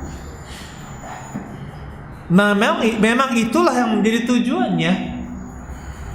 Memang itu yang menjadi tujuannya. Abdurrahman bin Auf, diriwayatkan dari Abdurrahman bin Auf, sepertiga hartanya untuk dipinjamkan, sepertiganya lagi untuk bayarkan hutang orang lain, sepertiganya lagi untuk disedekahkan dan untuk keperluan dirinya. Saya infakkan hari ini pagi 100 dinar, sore-sore sudah jadi 1000 dinar. Tidak takut miskin. Karena memang ayolah ikhwan, ya, di dalam berbisnis itu jangan terperdaya dengan angka. Selalu kita ingatkan, ya, di dalam berbisnis itu jangan terperdaya dengan angka. Karena kenyataannya di dalam hidup kita, angka-angka itu hanya sekedar angka, tidak menjadi realita. Ya, coba orang Indonesia, gaji kamu berapa? 900.000. Coba hitung pengeluaran kamu. Sekian. 1.700.000. Loh, di mana 800.000-nya ini? Ya nggak tahu lah, ini Allah yang ngasih. Orang Indonesia, alhamdulillah orang Indonesia ini banyak muslim, tawakalnya tinggi. Bapak kalau ke Korea, ke mana? China, itu banyak orang bunuh diri. Kenapa? Mereka tuh kalau sudah tidak, mereka menghitung gaji saya sekian, misalkan 2 juta, itu cukupnya untuk ini, bisa ditabung sekian. Mereka katakan saya tidak punya penghasilan selain itu. Tidak tawakal pada Allah. Kalau orang Indonesia ini tawakalnya lumayan tinggi. Alhamdulillah. Gaji 900, pengeluaran 2 juta. Bingung juga di mana ya, Allah yang ngasih. Gitu ya. Oleh karena itu jangan terperdaya dengan angka sehingga membuat kita pelit. Ya. Rasulullah SAW katakan, mana qasat sadaqatun min mal. Sedekah itu tidak mengurangi harta. Kemudian ketakutan itu disebabkan oleh syaitan. Asy-syaitanu ya'idukumul faqra wa ya'murukum bil fahsya. Wallahu ya'idukum maghfiratan minhu wa fadla. Wallahu wasi'un alim. Dalam surat Al-Baqarah ayat 268. Syaitan menjanjikan kepada kalian kemiskinan, menakut-nakuti manusia dengan miskin. Kamu itu nanti miskin. Kalau kamu sedekah itu nanti kamu akan jadi orang miskin. Nggak usah bersedekah. Ibu-ibu ya, jangan pelit-pelit, Bu. Tapi kan Ustadz gini. Jangan pelit, Bu. Intinya jangan pelit. Itu dari syaitan. Yang namanya kebutuhan manusia itu tidak akan pernah selesai. Jadi memang kitalah yang harus menyisihkan harta kita untuk disedekahkan. Kalau mau kita turuti seluruh keinginan kita, maka kita akan merasa apa? Kurang terus. Tidak akan bisa bersedekah. Kalau kita turutkan kita ingin ini, kita ini, ya. Tidak, yang namanya kehidupan banyaklah bersedekah. Bahkan orang-orang kaya pernah dipublish sedekahnya orang-orang kaya di dunia. Ternyata mereka bersedekah setengah harta, mereka bersedekah 40% harta mereka. Makanya mereka dibalas langsung oleh Allah Subhanahu wa taala di dunia, dilipat gandakan harta mereka di dunia. Itu sebagai balasan langsung oleh Allah di dunia untuk orang-orang yang bersedekah, orang-orang kafir. Seperti itu. Ya, Allah balas langsung.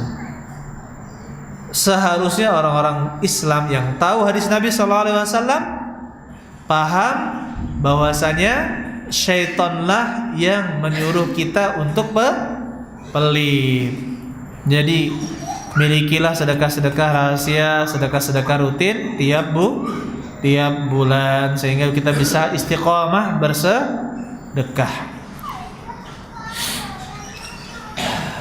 Ya, kita buka pertanyaan saja. Kemudian sini catat ya poinnya dulu. Yang pertama, yang selanjutnya bermudah-mudahan ketika jual beli dan ketika menagih hutang.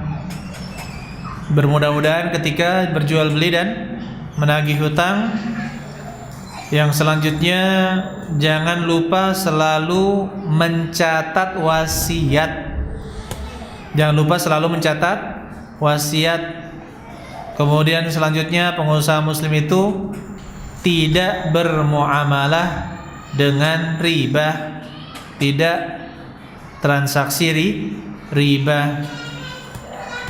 Untuk poin yang berwasiat ini, kata Rasulullah SAW, ma haqqum ri'in muslim lahu syai'un yusihi fih yabitu lailataini illa wasiyatu maktubatun indah. Tidaklah seseorang ya muslim yang dia memiliki sesuatu yang dia ingin wasiatkan kecuali wasiatnya itu telah tertulis di sisinya. Ya, tidak sampai 2 malam bermalam dia sudah mencatat wasiatnya. Tidaklah seorang muslim, kata Rasulullah SAW, memiliki sesuatu yang dia ingin wasiatkan yabitu lailataini, dia bermalam 2 malam kecuali dia mencatat, dia wasiatnya itu tercatat di sisinya. Jadi kalau bapak-bapak punya wasiat, harta saya ini untuk ini, harta saya untuk ini, kalau saya meninggal ini, sudah. Kalau sudah punya harta yang ingin diwasiatkan, catat wasiatnya. Jangan sampai berselisih, ya. Apalagi kalau sudah jadi orang kaya, bapak sekalian, mungkin ketika kita hidup anak kita itu semuanya akur, ya, anak kita semuanya akur. Tapi setelah meninggal belum tentu, karena syaitan biasanya akan mencari orang yang paling lemah, yang paling serakah, yang paling cinta dunia, untuk menjadi musuh saudara-saudara yang lain, membuat masalah. Ya, kita berhusnuzan sama anak-anak kita, tetapi kita lebih berhusnuzan kepada syariat yang telah mengatur disuruh mencatat apa? Wasiat. Bahkan Pak, untuk zaman sekarang ini, tolong saya nasihatkan kepada orang-orang yang punya harta. Kalau kita punya harta, tulis surat wasiat dan tulis di sana, penghitungan waris ini saya serahkan kepada Ustadz Fulan, nomor NIK-nya sekian, nama asli KTP-nya sekian. Apabila beliau berhalangan maka digantikan Ustadz Fulan. Ya. Ketika berhalangan digantikan Ustadz Fulan untuk menghitung warisnya. Jadi selesai. Kalau kita punya harta 1M, sadang aja nanti dihitung sama Ustadz ini yang selesaikan. Kalau kita punya aset-aset, rumah, tanah, kendaraan dan sebagainya, nanti dihitung bagaimana dinominalkan uang dulu, kemudian dibagi. Ada ustadz yang menghitungnya. Ya, tapi kalau bisa ada juga wasiat ya, 5% untuk ustadz misalkan, atau 5% untuk pondok pesantren. Ya, seperti itu. Ini untuk menghindari masalah. Karena Pak, yang namanya kita sebagai dai, berbagai macam soal tentang waris itu masuk ke telinga kita. Ya, macam-macam soal. Coba bayangkan, sudah dikasih ruko satu-satu, satu pintu. Ruko yang di pasar yang aktif sudah dibagi nih, ini toko ini. Dia juga sudah dapat, malah yang serakah ini, wah rumah saya masih jelek, saya begini, saya begini, serakah. Akhirnya ribut, sekeluarga itu apa akhirnya? Renggang gara-gara masalah waris. Paham? Nah, insyaallah. Belum lagi permasalahan, ini ada dosen, dia dosen di universitas ini, dia tuh ingin membagi sesuai idealisme dia katanya. Gak bisa. Yang paling idealis itu, yang paling adil itu adalah siapa? Allah Subhanahu wa Ta'ala. Tidak ada angka yang lebih rinci di dalam Al-Quran penyebutannya kecuali apa? Ilmu waris. Itu angkanya sangat rinci. Kemudian ditambah dengan hadis-hadis Nabi Sallallahu Alaihi Wasallam. Seperti itu ya.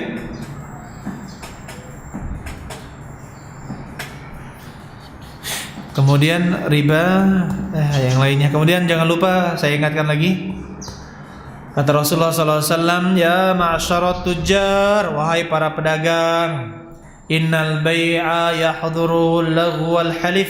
Sesungguhnya perdagangan itu dihadiri oleh hal sia-sia dan halif, sumpah.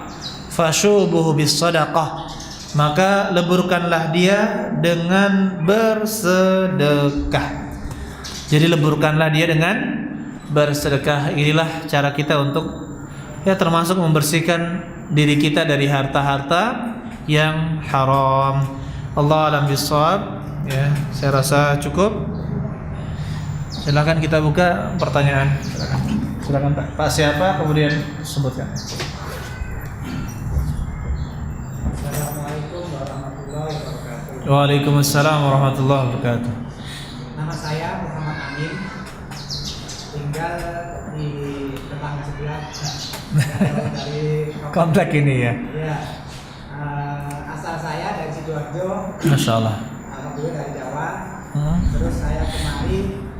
Ini tadi saya nggak sengaja, tapi saya lihat topiknya bagus sekali. Ternyata sehari sebelumnya sudah diundang oleh saudara saya. Jadi saya nggak tahu kalau memang ini ada pengajian yang nota apa? KPMI. KPMI.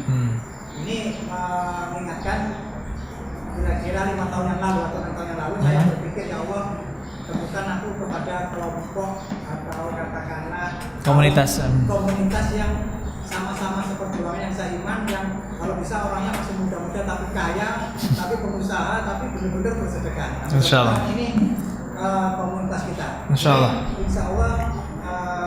Tadi saya simpulkan, mudah-mudahan seiman. Kita berusaha menjadi orang kaya, tapi bukan untuk memperkaya diri, tapi kita menjadi pengusaha untuk membantu saudara-saudara atau katakanlah untuk syiar agama. Ya, cuy. Ini saya ada satu pertanyaan, dan juga berikutnya saya ada semacam mungkin sharing ya. Sharing. Jadi pertanyaan yang pertama tadi saya kata pengusaha yang bagus itu hindarkan bermitra apa tadi? Rekan. Mencari mitra atau rekan bisnis yang seiman. Ini bagus sekali, karena saya yakin ini juga anjuran Nabi. Tapi pada prakteknya saya yakin saya sendiri udah 2010 udah resign dari tempat saya bekerja. Dulu saya karyawan juga. Alhamdulillah sekarang saya menjalani profesi ya kecil-kecilan jadi jadi pedagang lah. Itu bisa dikatakan mungkin kerennya entrepreneur atau pengusaha. Cuman saya mencari mitra yang benar-benar seiman, tapi tanda kutip mungkin beragama Islam itu sampai sekarang saya belum ya. Ternyata saya bermitra dengan orang-orang yang non-muslim. Nah pertanyaannya bagaimana batasan? Kalau misalnya ternyata mitra kerja ini bukan orang golongan kita, karena orang Kristen atau apa. Karena saya yakin bisnis jual pempek aja contohnya, jual pempek itu mungkin daging apa namanya, ikan beto atau ikan gabusnya bisa kita cari orang muslim. Tapi kita manakala kita beli kompor, manakala kita beli kontak yang kita ekspor, katakanlah produksi pempek Palembang kita ekspor ke Surabaya, ternyata kerdusnya ini produksi orang Cina. Nah ini sebetulnya saya tuh ingin menghindari, tapi ternyata sulit. Nah itu bagaimana kalau memang seperti itu adanya, sehingga kita nggak bisa memindahkan yang bermitra kerja dengan orang muslim tadi. Nanti yang kedua, solusi atau saran sekarang atau nanti? Sekarang aja ya. Ya, siap. Nah ini saya ada sekedar sharing. Ini saya setuju, mudah-mudahan umat Islam dengan gerakan yang kemarin dimulai dari Jakarta, kebangkitan ekonomi. Ini saya setuju. Saya punya katakanlah CSR atau katakanlah niatan. Saya ingin masjid itu punya katakanlah badan usaha milik masjid.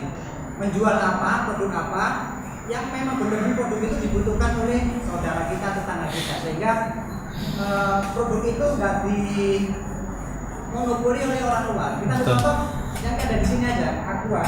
Nah, ini Alfa ini air minum biasa ya, tapi ternyata yang memproduksi ini bukan orang muslim atau orang kita. Saya sedih sebenarnya. Nah di sini saya bukan pengalaman. Ternyata untuk memproduksi air yang sehat kita bisa mencontoh Ustadz Al-Habsyi, itu nama produknya Najwa. Terus Ustadz Yusuf Mansur, itu nama produknya Miracle Water. Terus Ustadz Arifin Ilham, itu nama produknya Azikra.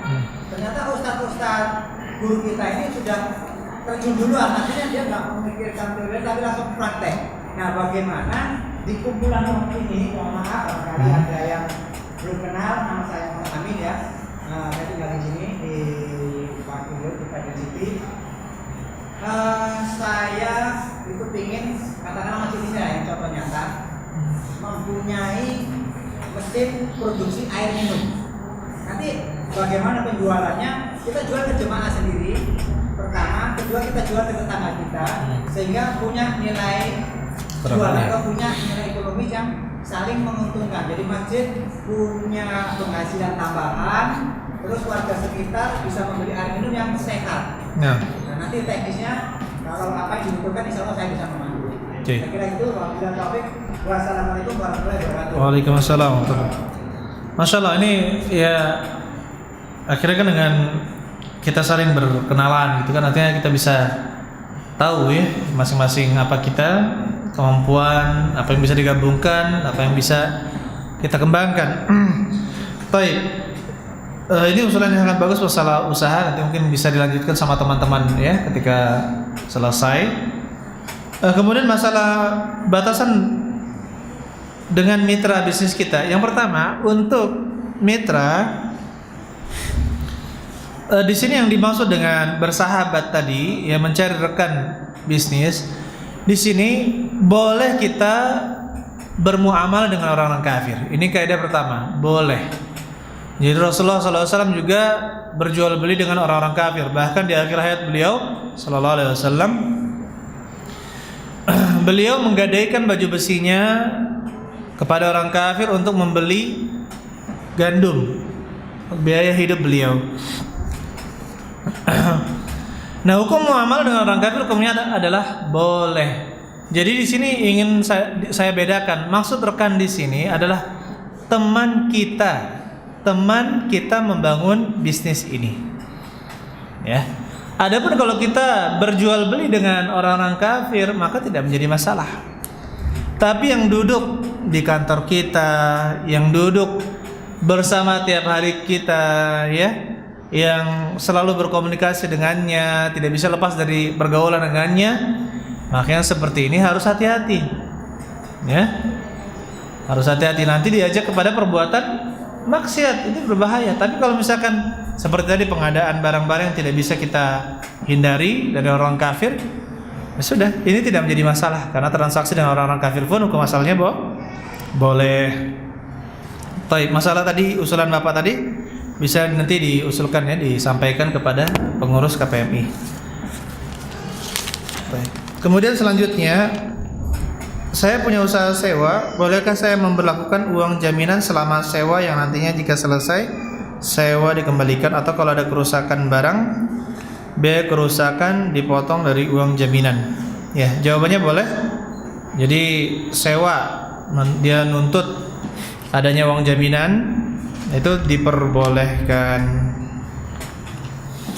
Kemudian memberlakukan denda ketika barang terlambat dikembalikan, apa diperbolehkan? Memberlakukan denda ketika barang dikembalikan. Jaid, ini pada asalnya adalah iqalah.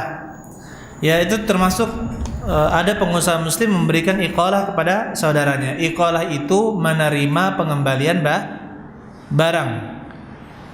Hukum al-iqalah ini yang lebih tepat, dia adalah jual beli baru. Jual beli baru. Ya, ketika dikembalikan barang, maka ini maksudnya jual beli baru. Apabila dia ridho, maka dilanjutkan. Apabila dia tidak ridho, penjualnya tidak ridho, maka tidak boleh dipaksa. Tetapi adab yang mulia menerima pengembalian barang. Nah, boleh diterapkan apabila barang dikembalikan, ya, apabila sudah selesai khiyar majelis, maka dibuat akad baru. Ya, akan dibuat akad baru, maka itu diperbolehkan. Nah, bagaimana dengan memberlakukan denda ketika barang terlambat dikembalikan? Oh, afwan, ini tidak, saya kira jual beli, barang sewa ini ya. Memberlakukan denda ketika barang terlambat dikembalikan, apa diperbolehkan? Ya, tidak mengapa. Apabila barang terlambat dikembalikan, barang sewa tersebut terlambat dikembalikan, maka boleh dikenakan denda, dan denda itu adalah biaya sewa tambahan. Biaya sewa tambahan. Kemudian selanjutnya, kenapa ada ahli maksiat tidak pernah berdoa, pergi ke dukun, tapi usahanya maju terus?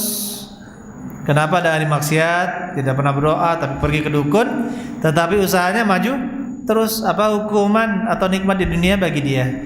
Jaid. Jadi di dunia ini ada istilah istidraj. Istidraj. Allah Subhanahu wa taala berikan dia kenikmatan, berikan dia keenakan yang sebenarnya, dan dia melakukan perbuatan kemaksiatan tujuannya untuk menghancurkan dia lebih jauh. Tujuannya adalah menghancurkan dia lebih jauh. Oleh karena itu kita patut berhati-hati kok. Semakin bermaksiat kok semakin banyak harta.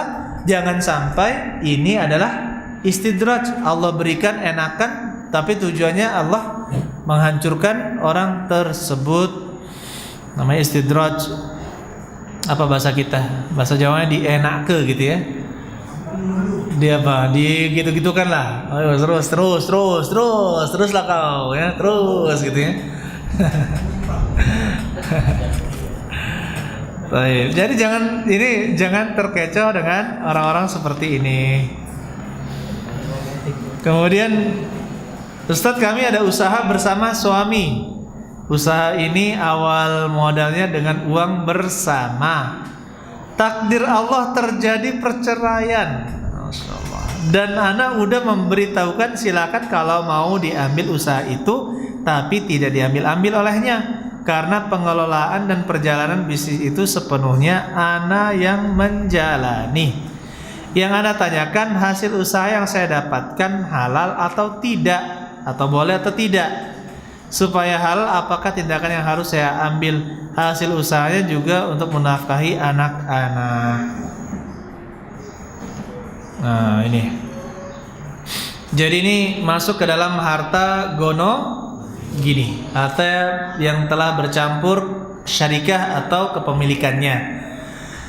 Harta gono gini suami istri ini harus ditentukan berapa persen kepemilikan suami dan berapa persen kepemilikan istri. Ya, harus tahu. Jangan sampai tidak tahu. Ini kesalahan. Harta gono gini itu masih bercampur, tidak jelas. Ya, sampai saya pernah ditanya, usahanya itu sampai menjadi cucu baru mau dibagi. Sudah bercabang-cabang, akhirnya susah ngitung warisannya. Akhirnya saya bilang, permasalahan ini tidak bisa saya jawab, saya bilang, karena saya takut menzalimi salah satu pihak. Kalau mau datangkan ustadz langsung, kemudian rapat keluarga. Permasalahan seperti itu nggak bisa, saya bilang. Baik. Hasil usaha kemudian bagaimana? Nah itu ketika sudah dibagi prosentasenya, berarti keuntungan bersih itulah yang dibagi sesuai prosentase. Jadi yang dilakukan oleh ibu, keuntungan bersih, misalkan sang suami 40%, kita 60%. Atau suami karena dia tidak bekerja 30%, kita 70%. Tetapkan dulu. Ya, kita tetapkan dulu. Kemudian untuk anak-anak itu nafkah suami. Anak-anak yang menafkahi itu adalah suami. Jadi untuk sekolah dia, untuk makan dia, kehidupan anak-anak itu dari uang nafkahnya dari suami. Yang kebutuhan di luar nafkah itu terserah, kalau ibunya mau memberikan kepada anak-anak dari uang dia, maka itu terserah, bukan kewajiban. Tetapi kewajiban suami memberikan nafkah, makan yang layak, pendidikan yang layak, kemudian tempat tinggal yang layak. Jadi boleh diambil dari usaha tersebut. Apabila ternyata yang 30% misalkan itu kurang, maka minta kepada mantan suami. Apabila lebih, kembalikan kepada suami. Ini kelebihan saya kembalikan kepada kamu. Kalau kamu juga mau serahkan persentase kamu seluruhnya juga nggak apa-apa, gitu ya. Jadi milik saya 100%. Oleh karena itu perlu dibicarakan lagi, ya. Perlu dibicarakan lagi. Tapi seandainya bisa bermaaf-maafan, maka musyawarahkanlah dengan baik. Ya, tidak mengapa kalau itu lebih baik kembali, maka kembali sama-sama membangun dari awal lagi. Belum selesai nih saya. Apakah usahanya halal? Yaitu kalau mau halal, tetapkan dulu persentase suami berapa, kita ambil persentase kita dari keuntungan bersih, suami juga ngambil persentase dia. Ustadz, saya bekerja di bidang proyek dan pengadaan proyek ana yang mengambilnya ini harta syubhat, apa boleh apa enggak? Dan usaha ini tidak merugikan perusahaan. Keterangan perusahaan Anda membutuhkan vendor dan vendornya saya mengambil tanpa sepengetahuan perusahaan dan modalnya juga dari saya. Dengan kata lain, saya membuat perusahaan sendiri di dalam perusahaan di mana saya belanja atau bekerja. Boleh apa tidak? Nah, di sini masalahnya ibu atau saudari ya mengambil keuntungan gara-gara pekerjaan saudari. Apabila mengambil pekerjaan sendiri, keuntungan sendiri dengan usaha dari perusahaan, maka perusahaan harus tahu sehingga bisa menilai dengan adil. Pekerjaan kita nilai dengan adil. Ya, apabila pihak yang berwenang di perusahaan mengizinkan kita menjadi vendornya, ya silakan lanjutkan. Jika tidak, maka jangan lanjutkan. Allah a'lam bishawab. Baik. Saya mempunyai usaha, apakah benar kalau setelah menjual hasil usaha lalu hasilnya dibagi dengan modal, kemudian hasil akhir baru kami bagi dengan rekan usaha kami muslim.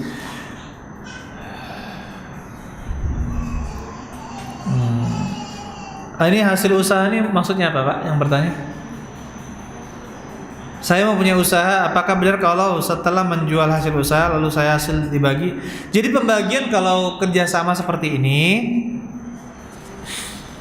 ya dilihat dulu ini akadnya seperti apa. Apakah dia cuma permodalan saja? Kalau dia permodalan saja dan kita berusaha, maka hitungnya berarti dengan akad mudharabah. Dengan akad apa? Mudharabah. Tetapkan dulu di awal persentase keuntungan berapa. Kemudian yang dibagi itu keuntungan bersih, ya, sesuai porsi modal. Sesuai porsi modal dia berapa, ya, berapa persen dari keuntungan bersih, seperti itulah persentase dia. Jumlah modal dia per jumlah seluruh modal dikalikan keuntungan bersih. Baik. Kemudian bagaimana hukumnya apabila setelah mendapatkan hasil dari usaha, kemudian hasil tersebut mengajak orang banyak untuk kumpul-kumpul? Jaid. Yang pertama, apabila kita ingin makan-makan, ya, bagi rezeki, makan-makan, walimah, mengundang orang sebagai bentuk syukur kita kepada Allah Subhanahu wa taala, maka ini hanya masuk dalam bab adat dan dia diperbolehkan. Dia diperbolehkan. Tetapi saya sarankan tidak usah ditambah dengan hal-hal yang lain. Kalau makan saja, itu sebagai bentuk berbahagia juga kepada orang lain. Dan ingat, apabila kita mengadakan walimah atau makan-makan, undang juga orang-orang miskin, ya. Bagaimana kredit mobil yang syariat agar pihak penjual merasa nyaman dengan pemberian mobil ini? Surat mobil diserahkan kepada pembeli agar pembeli tetap merasa bertanggung jawab terhadap kredit sampai selesai. Taib. Jadi kredit mobil yang syar'i ini boleh dilakukan dengan cara murabahah. Cara murabahah. Tetapi kalau misalkan teman-teman ingin membuat murabahah, saya tidak menganjurkan. Karena murabahah ini habis dimakan inflasi, sedangkan keuntungannya kecil, ya.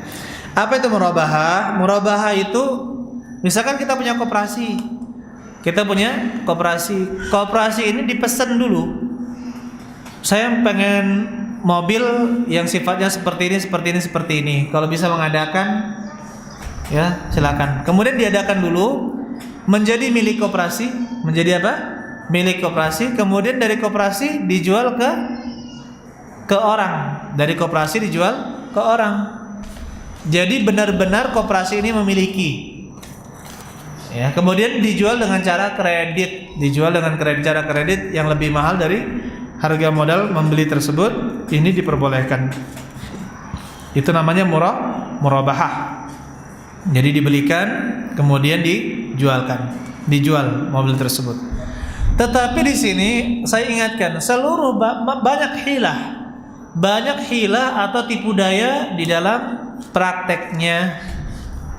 Ya, kaedahnya siap tidak koperasi menanggung kerugian. Apabila koperasi siap menanggung kerugian dengan membeli barang tersebut, seandainya mobilnya ditabrak di jalan atau terbakar atau apa hilang, itu menjadi resiko koperasi. Siap dengan itu seandainya, ya, maka insya Allah dia itu bisa memenuhi standar murabahah yang sesuai syariat. Tetapi kalau misalkan hanya sekedar akad saja yang murabahah, tapi pada intinya barang tersebut masih di showroom, kemudian langsung membuat akad, ini kita pakai akad murabahah, padahal sebenarnya akad pinjamkan uang dibayar dengan cicilan yang lebih besar. Inilah akad murabahah yang digunakan banyak di lembaga-lembaga keuangan syariah yang belum syariah. Bagaimana dengan pemberian surat mobil? Ya tidak mengapa, surat mobil kita tahan dulu. Surat mobil kita tahan, tidak menjadi masalah sampai dia menyelesaikan cicilannya. Baik.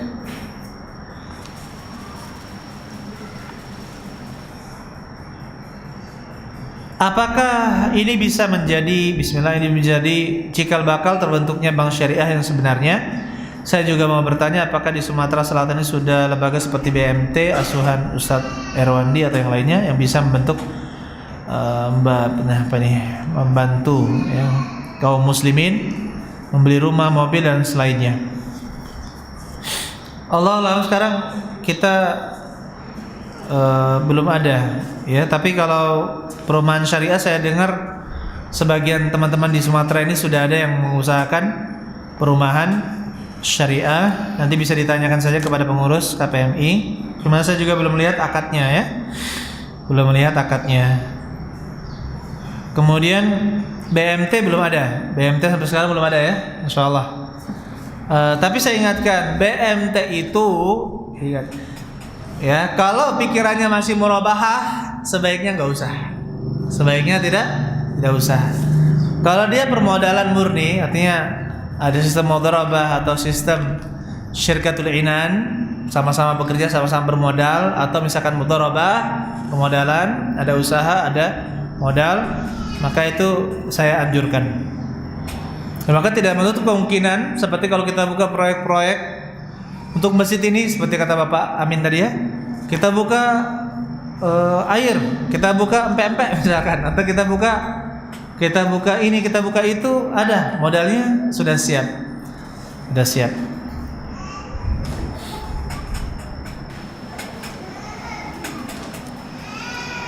Ustadz, ana usaha baju.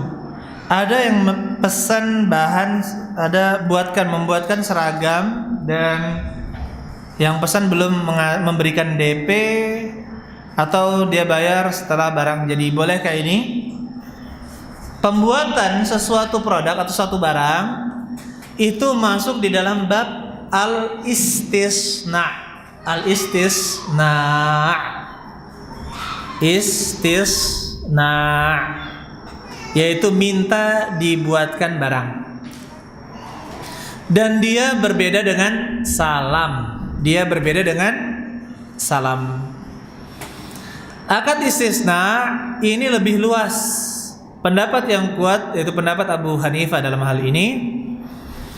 Dia bukan salam, dan dia boleh uang duluan di depan, boleh uang diakhirkan di belakang, boleh pakai DP kemudian dikreditkan, boleh barang jadi langsung dibayar juga boleh, atau tidak ada uang langsung kredit, nanti setelah barang jadi baru kredit juga diperbolehkan.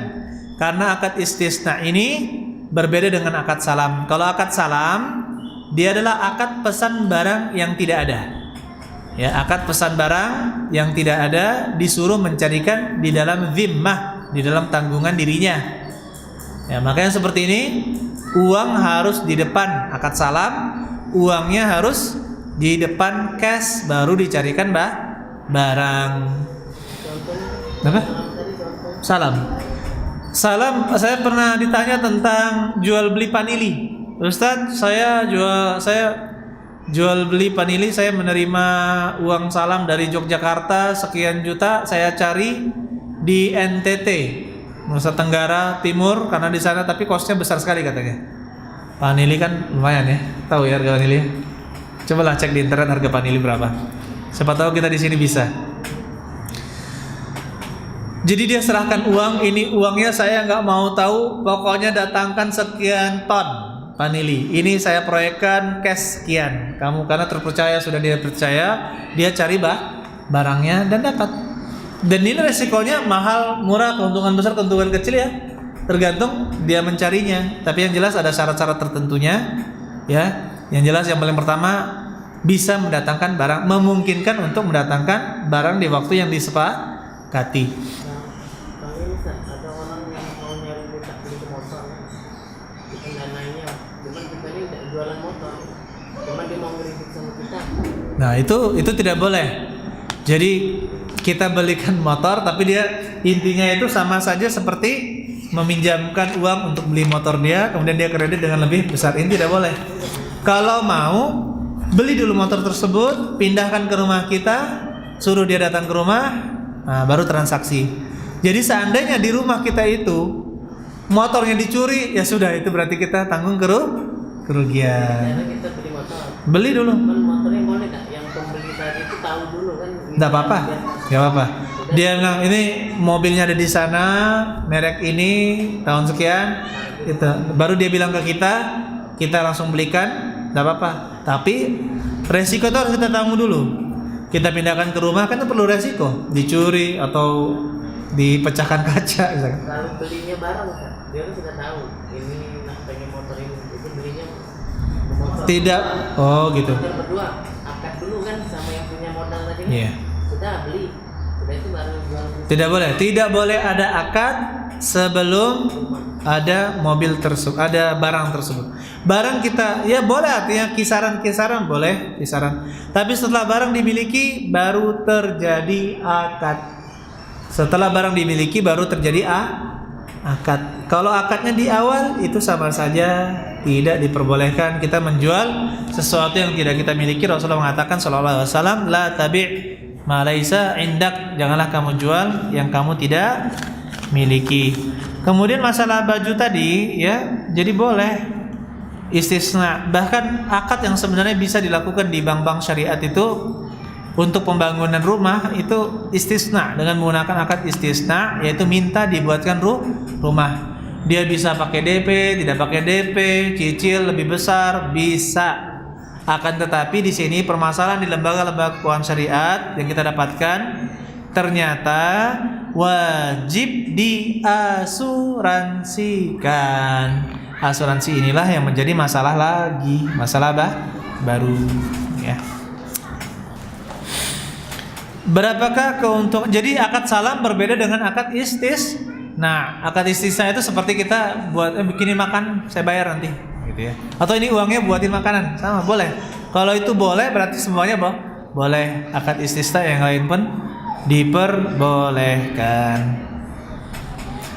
Mengapa dia berbeda dengan salam? Ya berbeda karena akad istisna ini ada akad pengadaan barang satu dan ada jual beli jasa pembuatan. Dan jasa pembuatannya inilah yang bisa dibayar DP atau tidak, atau belakangan atau cash, itu boleh dengan variatif.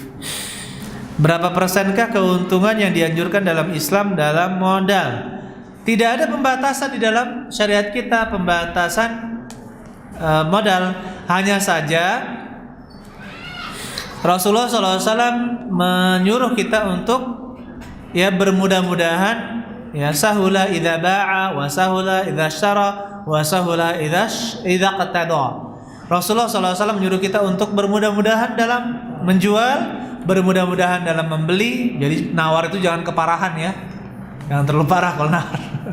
Bermudah-mudahan dalam menagih hutang. Jadi bermudah-mudahan.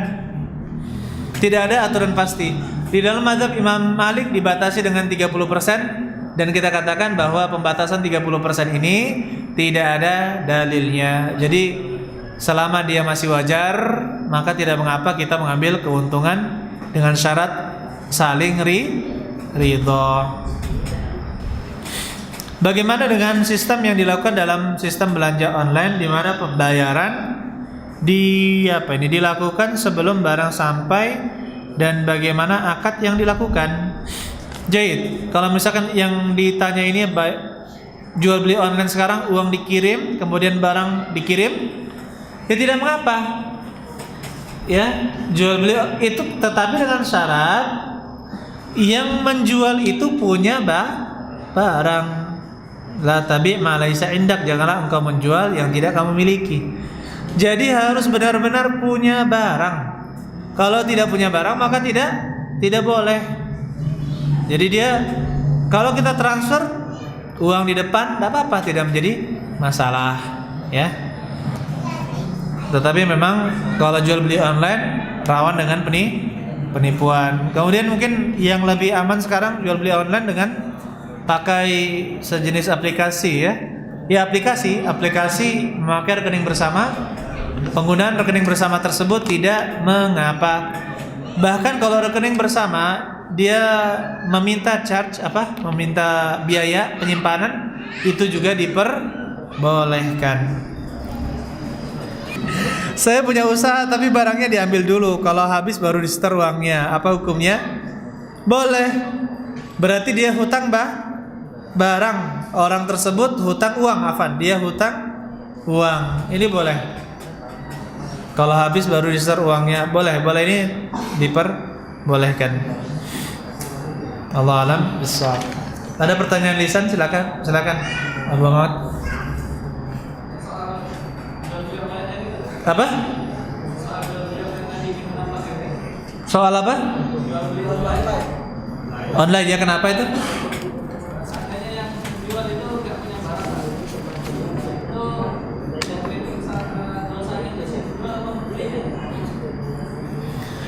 Taib, yang dosa yang menjual, karena Rasulullah mengatakan kepada sahabat, semuanya saya datang ke pasar kemudian saya tawarkan kepada orang-orang, boleh apa tidak? Jawaban Rasulullah SAW, la tabi ma laysa indak. Ya, janganlah kamu jual yang kamu tidak miliki. Dosanya berarti kepada si penjual. Ya, kepada si penjual. Nah, boleh kalau yang sistem dropshipper ya. Akad dropshipper yang paling aman berdasarkan pengalaman adalah menggunakan akad perwakilan atau agen. Kita minta secara resmi menjadi agen dari toko. Boleh tidak saya jualkan barang ini dengan syarat tokonya punya barang. Ini jadi kalau misalkan langsung dikirim ke alamat pembeli pun tidak menjadi masalah karena perwakilan berfungsi sebagai penjual. Ya, hukum perwakilan seperti hukum penjual. Jadi boleh langsung dengan nama dia pun boleh, dengan nama toko juga diperbolehkan. Bagaimana jika pembeli barang atau pembelian barang atau makanan yang transaksi melalui jasa pihak ketiga, semisal Gojek, yaitu membeli barang kita tapi dibayar lebih dahulu oleh driver Gojek, apakah yang diperbolehkan? Yang memang terjadi permasalahan sudut pandang sebagian ustadz atau dai menggabungkan antara akad hutang dengan akad jasa sewa Gojek, ya, apakah diperbolehkan? Rasulullah SAW mengatakan la yahillu salafun wa bai', tidak halal hutang digabung dengan jual beli.